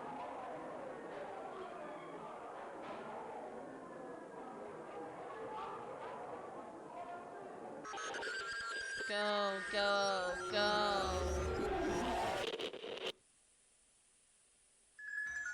a kid's missing. There's a kid missing!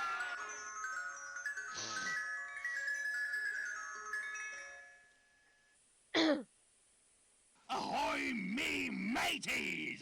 It be. Also, there's gonna be a lot of repeating because it's basically repeating the same like spiel until you're gonna see the difference in a second. Your favorite swashbuckling buccaneer, Foxy, the pirate fox. Arg. When I tell ya, we got a grand show for you today in just about 10 minutes. Wait, 10 minutes? That's right, 10 minutes. Can ya bloody believe it? 10 minutes? Why, we better gather our gear before time runs out. Oh, and I've got to prep my singing voice. La la la la. Bonnie, make yourself useful and mop the stage, will you? Oh! Just Oh! try not to slip, Cottontail. Oh! Hey, will you landlubbers stop mucking around? 10 minutes! Anyway, you scallywags, just be here in time for the show. Oh, Bonnie. Not You a don't look so moment good, before, Bonnie. And not a moment later, you hear? Or else you'll be forced to walk the plank.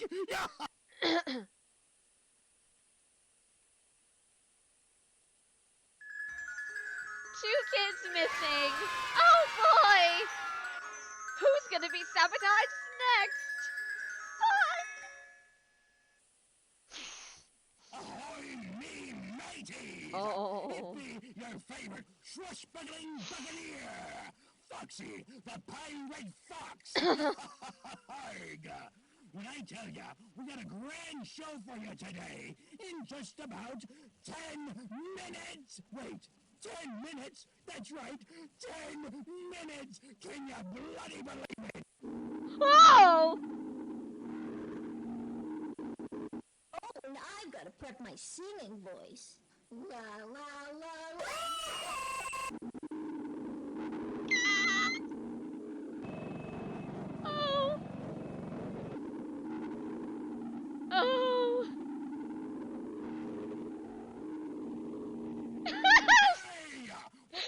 Scared 10 minutes. Stop mucking around!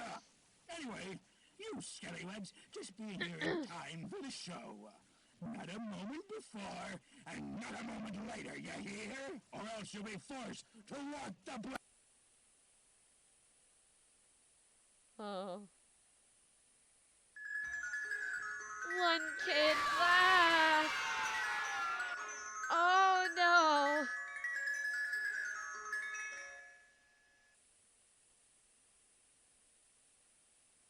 Ahoy, me mateys! Oh, It's sweet your lord. favorite swashbuckling buccaneer, Foxy, the pirate fox.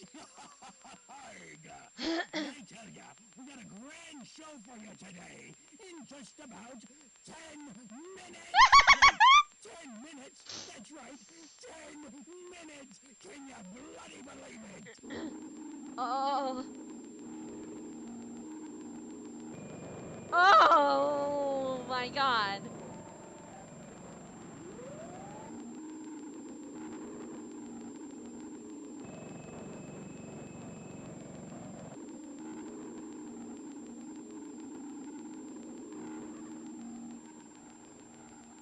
Oh. Hey, will you landlubbers stop? Viewing of this tape is prohibited. Discard it immediately. Uh-oh. Viewing of this Uh-oh. tape is prohibited. Uh-oh. Discard it Uh-oh. immediately. Ah, Viewing of this tape is prohibited. Discard it immediately. Viewing of this. Uh-oh. Oh. What's the matter, Foxy? I thought you wanted an audience.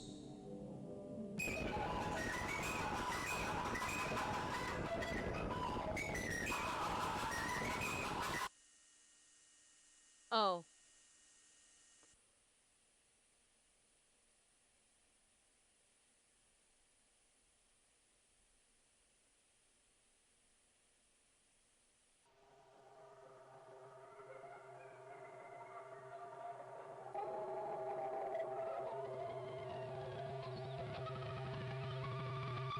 good, Golden Freddy? You fucking good?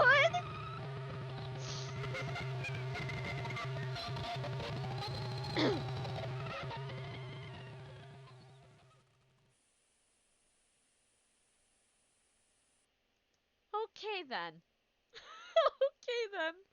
So yeah, there's that one. I don't think we're gonna look at any of the other Paddington ones right now. I'll leave the playlist open though.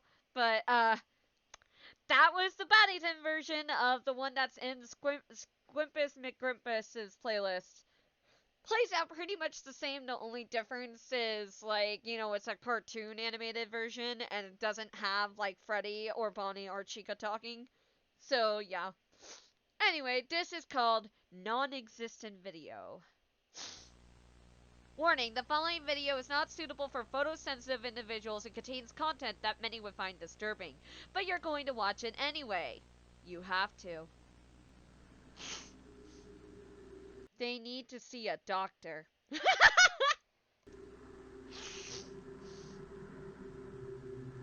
Oh, I'm glad to see all of you wonderful people.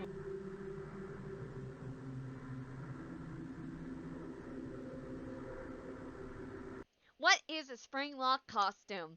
A spring lock costume doubles as both an animatronic suit and a wearable costume. This method is much more cost efficient than using separate suits, and will help eliminate any visual differences of the suits that may break immersion. The costume can switch between suit mode and costume mode by twisting the hand crank on the back of the torso. The spring locks separate the endoskeleton from the suit itself, allowing the skeleton to be removed so the mascot actor can climb inside with ease.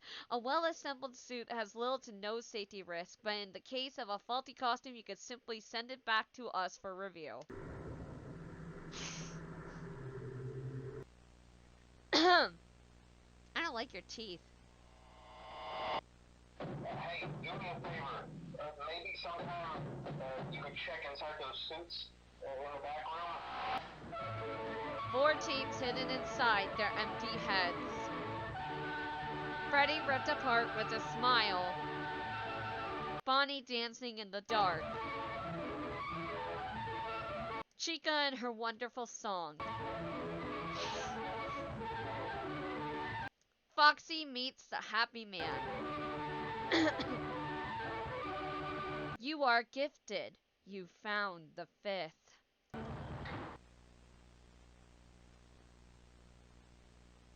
Alright, let me pause really fast.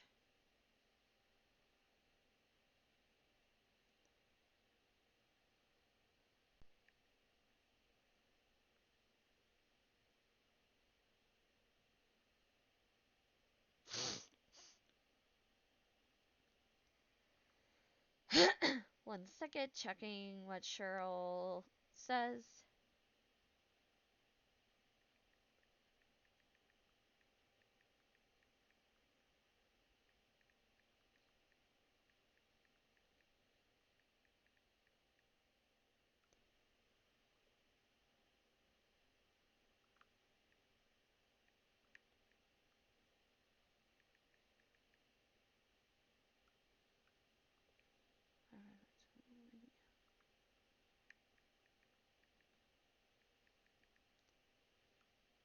Alright, that's taken care of. Anyway, let us continue. Let me tell you something you might not know. Before your brother died, something else happened at that place. Something was wrong with the suits. Watch.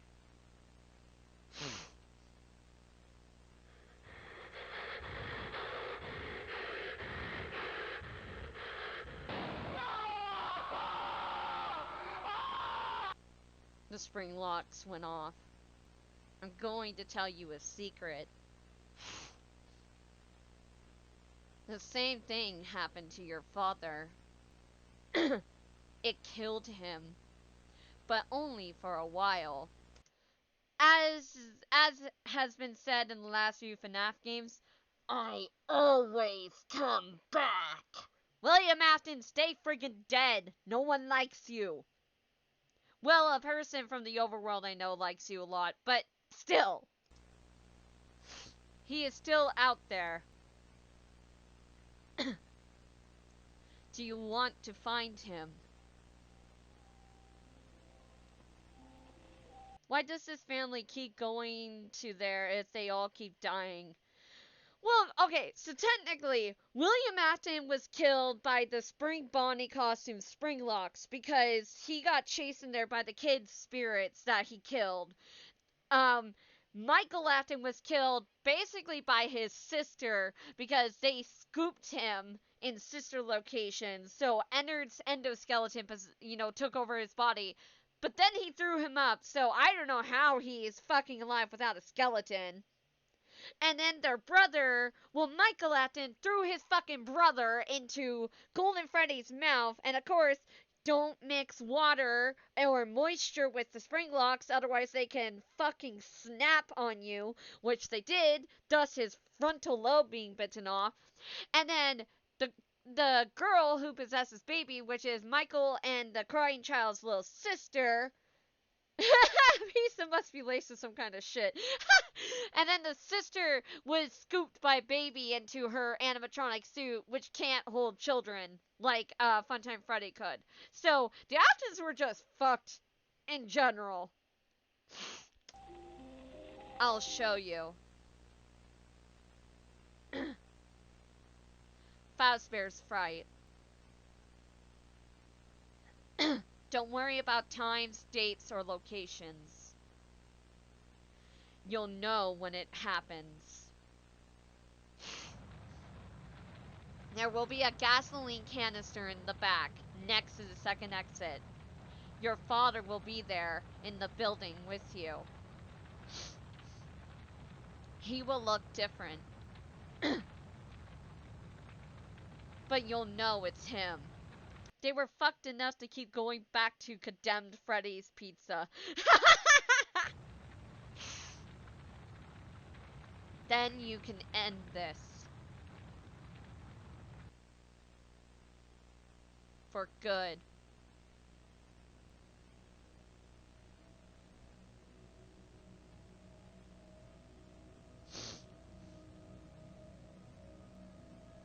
I know how you feel, Michael. It's a lot of responsibility. But when this is done, we'll all be free. You'll be free too.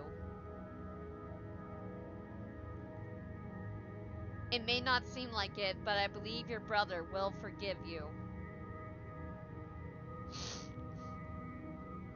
I've forgiven you too. You are good, Michael. Despite what you might think, you do deserve this happy ending. I've been working all this time to give you that opportunity. I love you, Michael. Now, see, a good friend is the best thing you could ever have. When life just isn't good to you, they'll always be there to help. Yeah. For example, there was that time where I got stuck in a washing machine, and Fred had to cut a hole in it to get me out. That was non-existent video. Night security training video. Freddy Fazbear's Welcome to Pizza. your new job at Freddy Fazbear's Pizza. This video will elaborate on your duties as a nighttime security guard and will get you up to speed on the tools you will be using. Section 1, CCTV System. On your work... Hello. Ooh, FNAF VHS. Yes, hello Charles, welcome! Yeah, we just finished watching the Monument Mythos, so now we're on the FNAF VHS tapes. We are currently on Night Security Training video, which is video 6 out of 12. Desk should be a large tablet. Instead of using a desktop computer to access CCTV cameras, you'll be using this touchscreen tablet. Pressing the button on the side will boot it up and introduce you to a possibly unfamiliar interface. I've seen all of these. They're so good. Yeah, like I've seen the original like Squimpus McGrimpus ones, and I've seen like a few of the Paddington ones, which were the remakes that they allowed them to do. So they're very good. I love them. I too want to become so addicted to pizza that I go to Deadly Pizza Place. There should be a map of the restaurant on the bottom right corner. Pressing the buttons on the map will change the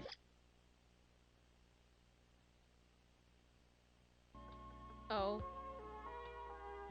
Section 2. Door controls. You might have noticed the two large doors to your sides, and also your lack of provided flashlight. But why is that? You will need to use a flashlight with these specially engineered door controls.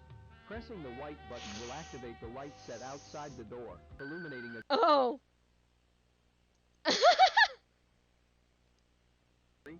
possible dangers. During the night, we allow our animatronics to roam the building to keep them from locking up and keeping repair costs. Cheryl, are you kidding me? Why? Why? No! My people! No! You're a butt! Because pizza. You're a butt! Slow. However, this does pose the threat of an animatronic entering your office and possibly damaging valuable equipment. Use the security doors to keep them out of your office.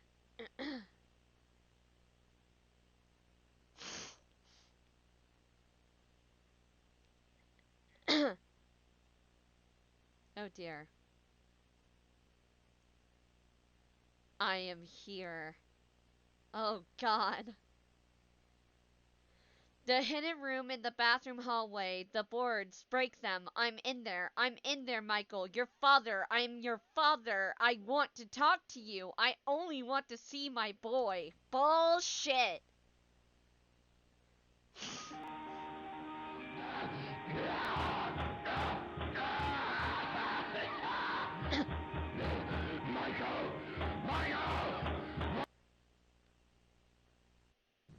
Alright, this is a recording Facial recognition testing. of the facial recognition tests on the new animatronics. I thought I'd just use this one because they've all got the same endoskeleton anyway. So, how this is going to work is I'm going to show him pictures of people.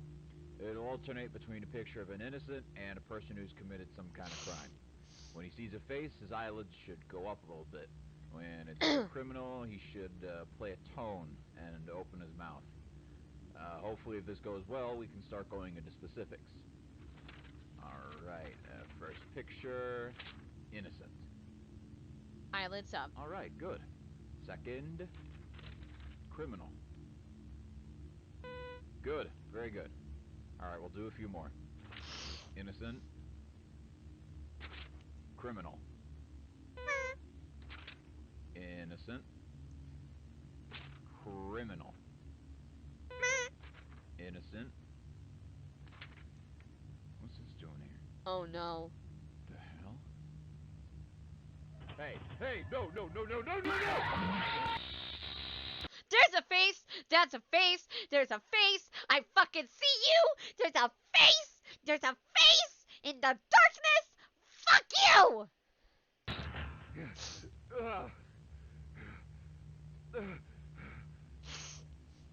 Look, I know. Why were they training animatronics to recognize criminals?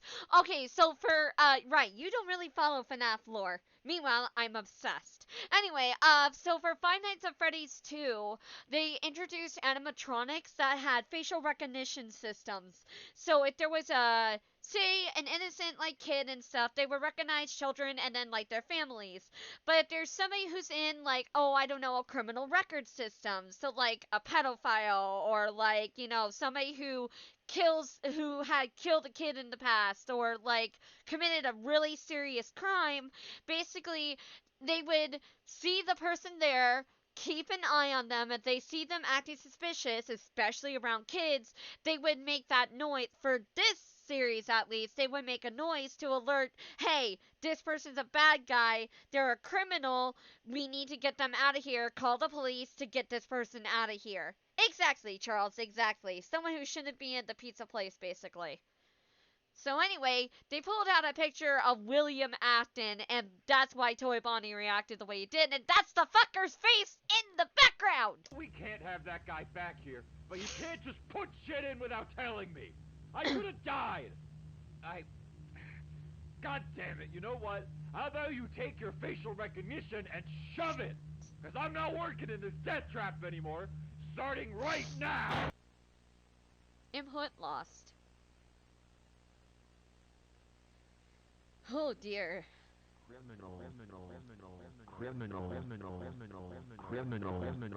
And as you know, William Afton murdered the kids and stuffed them in the animatronic suits, but he got away with it. As told by FNAF 1 lore. Oh, fun. Fuck your creepy ass face. Fuck you! Rah!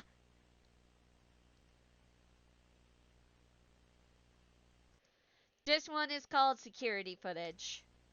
8 out of 12.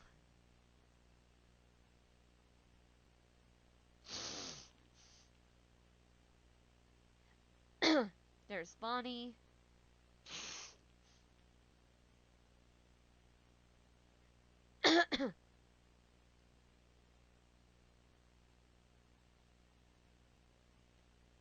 And there's Chica.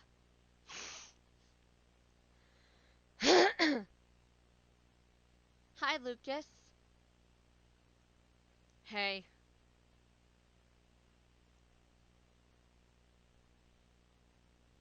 Do you think it'll be him this time?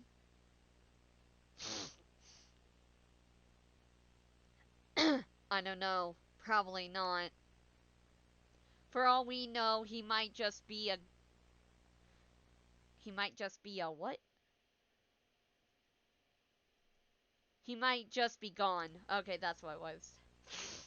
Wherever he is, I hope he's sorry for what he did to you. I don't think he's going to be sorry for that. Well, I hope so anyway. He should be sorry because you're a very good brother. And I don't want you to be sad anymore.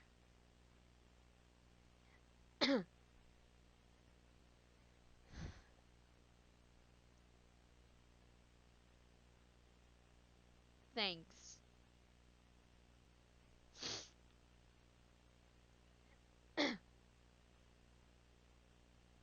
Oh, please don't cry. I know you're sad now, but one day you won't be. We'll go to heaven because we're supposed to.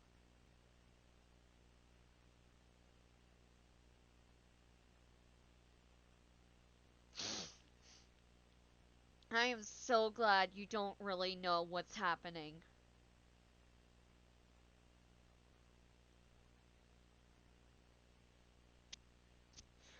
Do you want me to go look? Sure.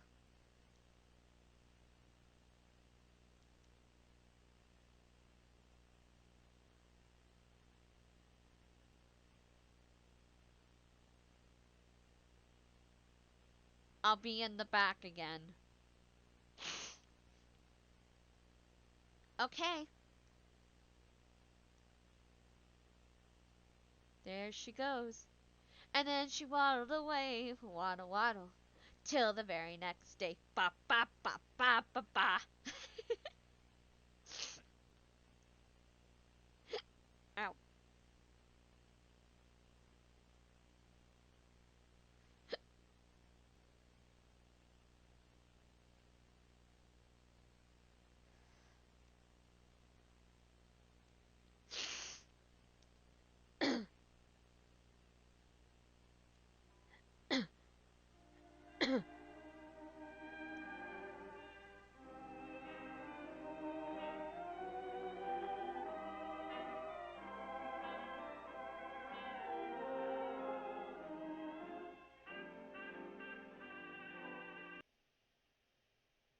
Sorry, it's just a very long outro sequence.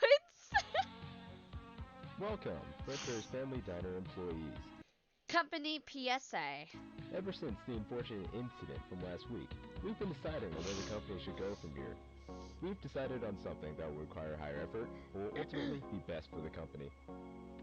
We'll be rebranding from the ground up, replacing all of our animatronic characters with 4 new ones, which use much safer technology than the ones we previously used.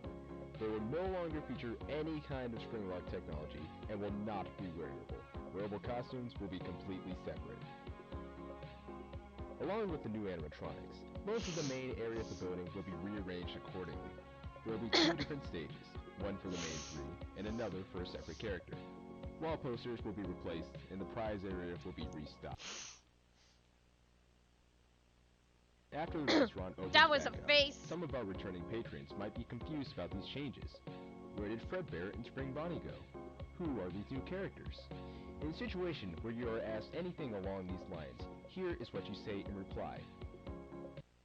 Fredbear does not exist. Spring Bonnie does not exist.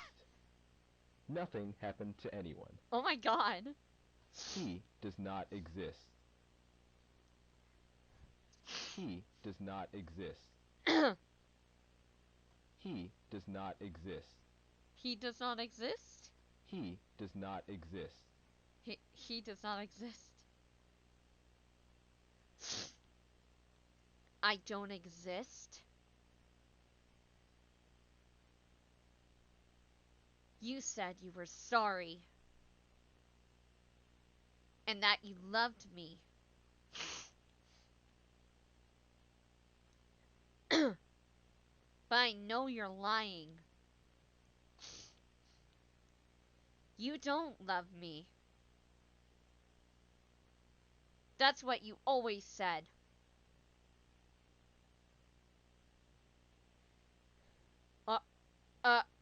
Golden Freddy. Okay, okay, bro. Okay, bro. Okay, bro. Okay, that's close enough. Golden Freddy, stay the fuck back. Go back. Fuck off. Ah! Boy, I will knock your teeth out. Boy, boy.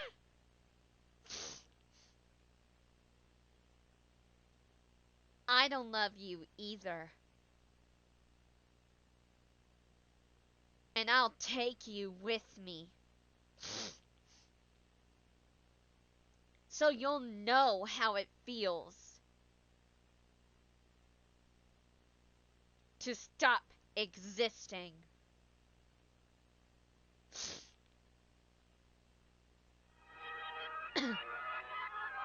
Social distance, Freddy.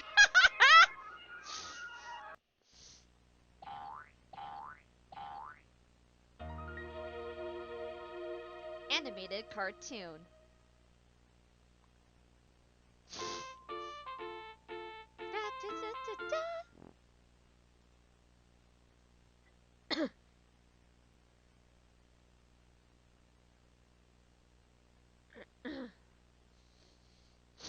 The missing member mystery. That's a wrap, everybody. About time! I've been getting tired of these kids treating our fine eatery like a food fight ring. What's so bad about food fights? Oh, I like it. I don't know. Clean it up and find out. Oh, come on. How about everyone quits bickering and I'll make us some pizza instead? I could do that. Sounds good to me. If I haven't fallen asleep by the time it's done, then sure. Shut up and do what I pay you for. Hey, Freddy? This is just now occurring to me, but why do we got 6 chairs when there's only 4 of us? You know, I don't actually have an answer for that. Huh. Not even a sarcastic one. Tell me to shut up! Shut up. Ah, the balance has been restored. You think we're missing some members? Meh. Just a strange coincidence is all. Yeah, probably. Well, I best be going now.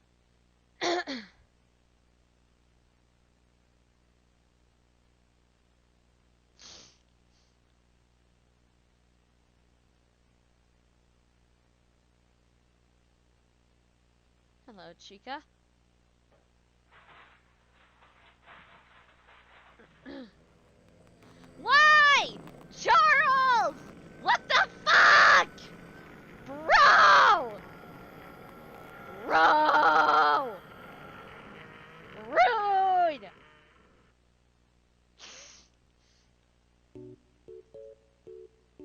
do do. Do do do do do do do do do do do do.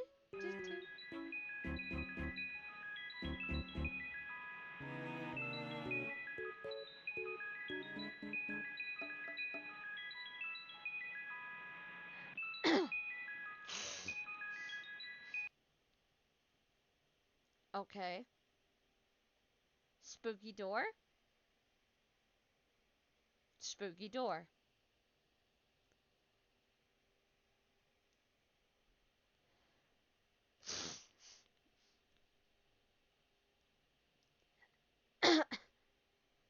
Something bad's about to happen. Oh, hi.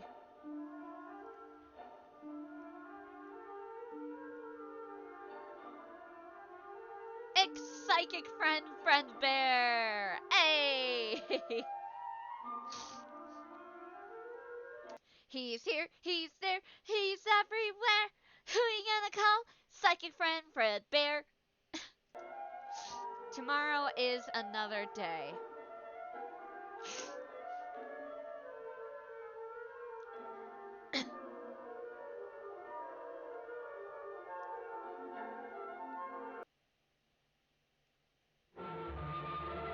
Oh. That's fun.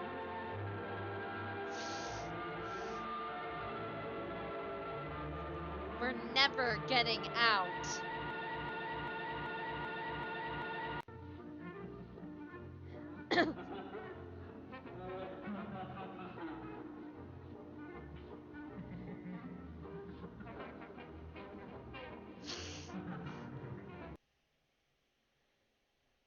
Puppet, you don't look so good. To Charlie, you're wrong. You know you are. My brother is a monster. He killed me. He's the reason my head is missing parts. And then everyone pretended like it never happened, like I don't exist. What makes you think he'd be any different now? Stop saying that he'll save us. It isn't true. All you're doing is hurting us more. Okay, so this is Golden Freddy talking to the puppet. Okay.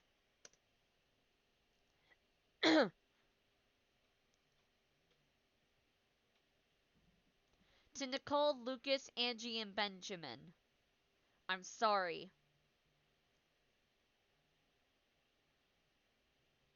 I don't care if you hate me for saying it, but there really is no way out. We're going to be here forever. I've accepted it. Can't you accept it too?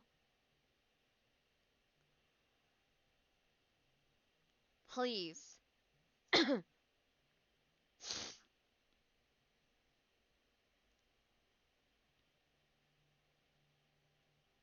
I don't want to be alone.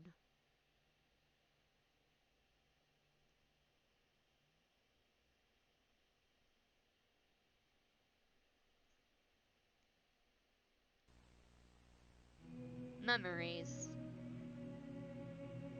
We're on the last of the...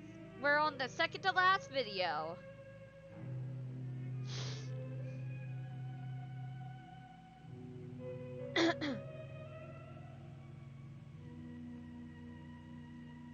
Whoops, wrong thing. There we go.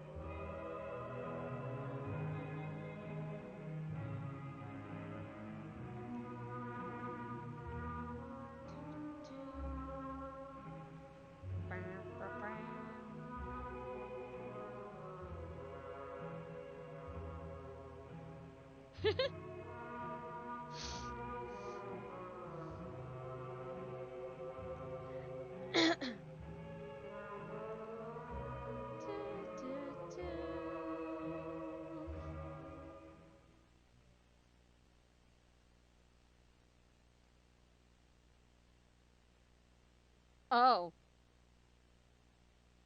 Fuck that. I don't like that. Hello, whoever you are. You just found a cassette tape hidden in my bedroom. Isn't that strange? A man like William Afton, someone so simple and plain, hiding a cassette tape. Never even been to a Chuck E. Cheese, but it would probably be like this maybe. Never mind. Okay, so Chuck E. Cheese was pretty similar to like how Five Nights at Freddy's, like the main like normal aspect of Five Nights at Freddy's is. It's pretty much like that where it's like basically a place where you can get really cheap knockoff pizza, play arcade games, and then watch the animatronics perform.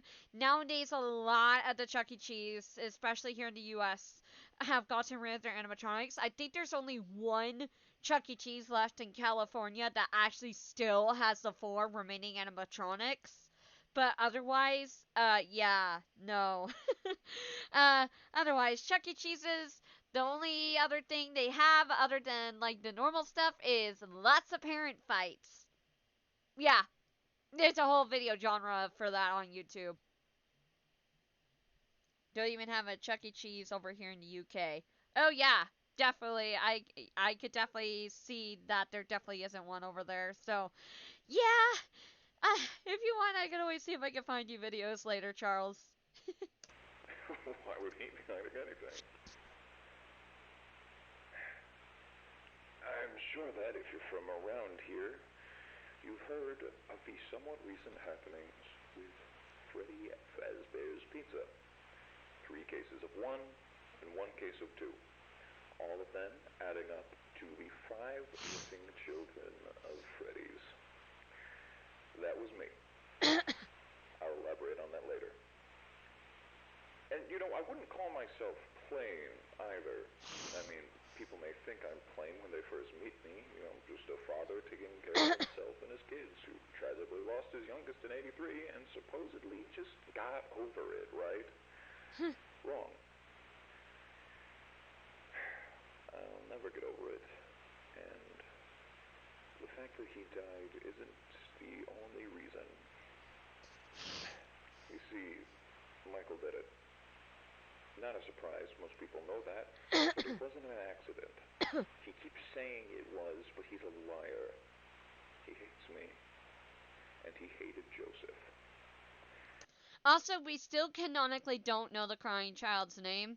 So this series just did their own basic, like, their own inspirational lore. They weren't following, like, canon lore or anything at all, especially considering we have fucking security breach now and all that shit. So, like, this is, like, their own take on the lore. And, yeah. But yeah, no, we don't know the crying child's name, and I don't think we ever will know his name. We only know that he is one of 2 spirits in Golden Freddy because Cassidy is the other Golden Freddy spirit. See, Mike wasn't settled with being the failure, and how I loved Joseph just so much more. So he tormented him, eventually killing him. That's why I didn't love him in the first place. He was always a terrible kid, not worth my time. Jesus! But now I hate him more than I ever have. He's done so much to hurt my soul in one day alone. My God, Joseph. Ever since he killed him, I've wanted to put my hands around his neck and just squeeze the life out of his lungs. But of course, if I ever did that, I'd get caught. I couldn't work because I was thinking too much about Mike. I couldn't concentrate on anything. The papers started piling up, and it kept fogging up my mind. Oh dear. And I needed a release. Then I had an idea. Maybe it didn't necessarily have to be Michael. Oh no. It could be any other brand as long as I like them. Now, where do all of those children go? Freddy Fazbear's Pizza. And hey, if they like Michael, they deserve it. I went up there about 4 times, picked the worst kids of the bunch, took them back, and I gave it to them.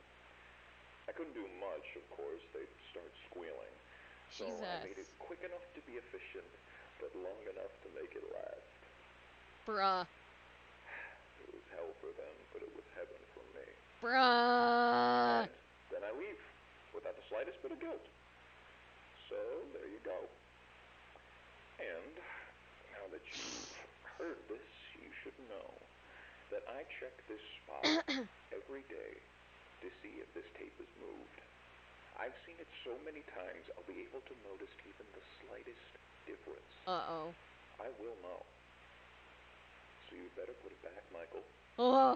As neatly as you can. And start running. Oh. Oh boy.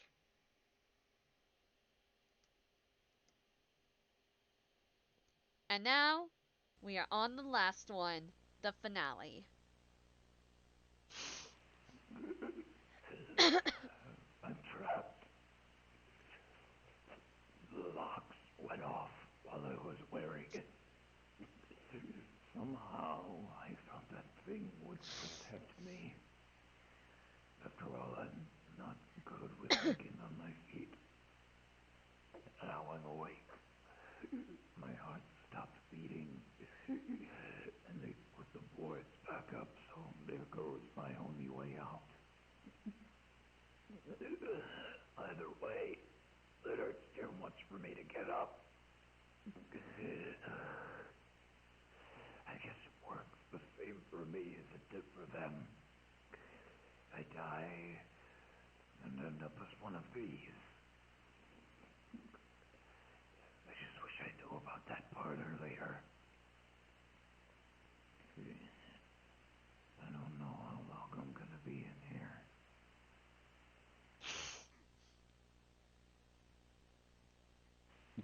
They're still alive. I can hear them moving around outside. Someone must have put them back together. I thought this place was closed down and looked dirty enough. And they probably think I'm still dead. Or they just hate me that much.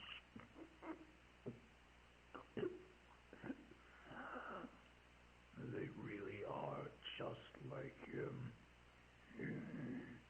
They deserved it. It shows. I bet they're wondering why they're not up in heaven right now. They got me, so why aren't they dancing up there with all the angels? We're not going anywhere because he doesn't care. God doesn't care about justice or what's right or wrong. God just likes to watch interesting things happen. Oh dear. I would know. I would know. I hope he's treating you better than me, Joseph. Michael! Don't leave me here! Michael! Michael! Help me! Damn. How could you do that to your own father? I hate you. I've always hated you. I'm going to kill you, and I'm going to make it hurt. Oh, how I miss the way you used to cry when I screamed at you. It's going to get so much worse.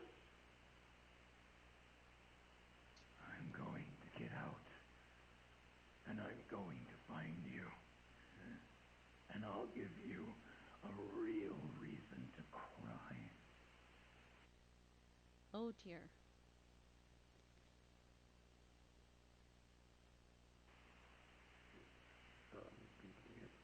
Just go without me and leave me rotting in a room for God knows how long.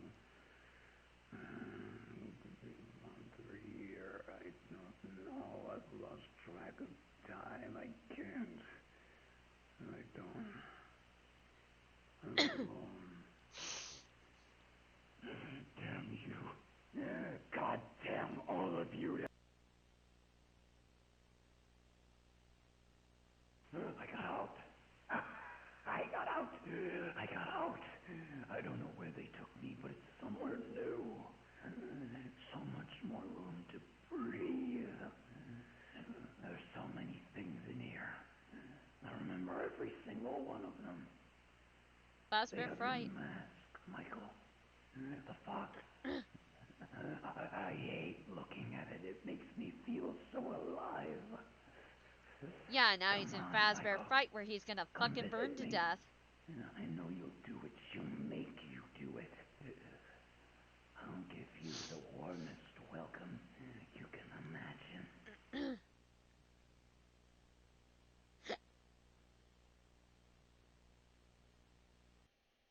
Oh fuck. I see you. Fuck off! He's close. Keep your match alight. Be ready, Michael.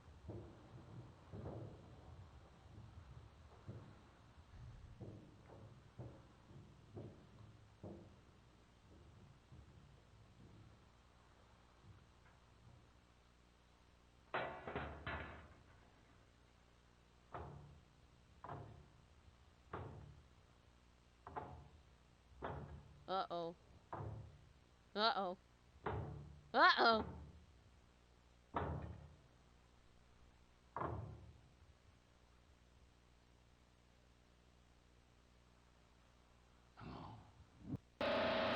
Oh.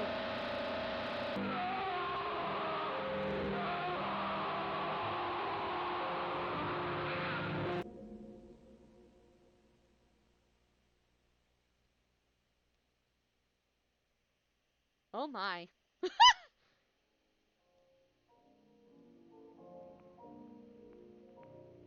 Nicole Morales, 1972 to 1985.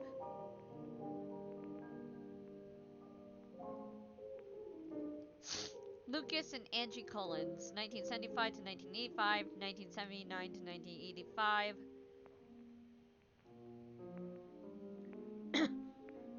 Benjamin Nelson, 1974 to 1985.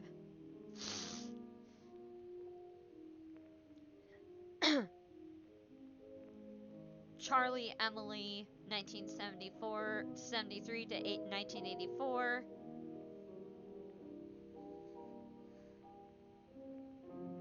Michael and Joseph Afton, Together Again in Forgiveness and Peace, 1969-2008 to 1974-1983.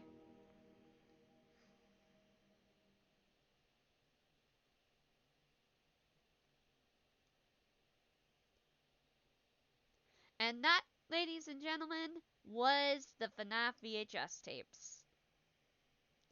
Close that. Alrighty. Well, that was definitely two very interesting series today. So on Saturday, I think we'll actually get to the back rooms and then probably play a game on Saturday. So, until Saturday, thank you so much for watching Overworld. It was so much fun watching with you today. I managed to get spooked a few times, so those reactions should be funny to watch back. But anyway, till next time, Overworld, this is Phantom Under signing out. Goodbye, Overworld, and have a wonderful day!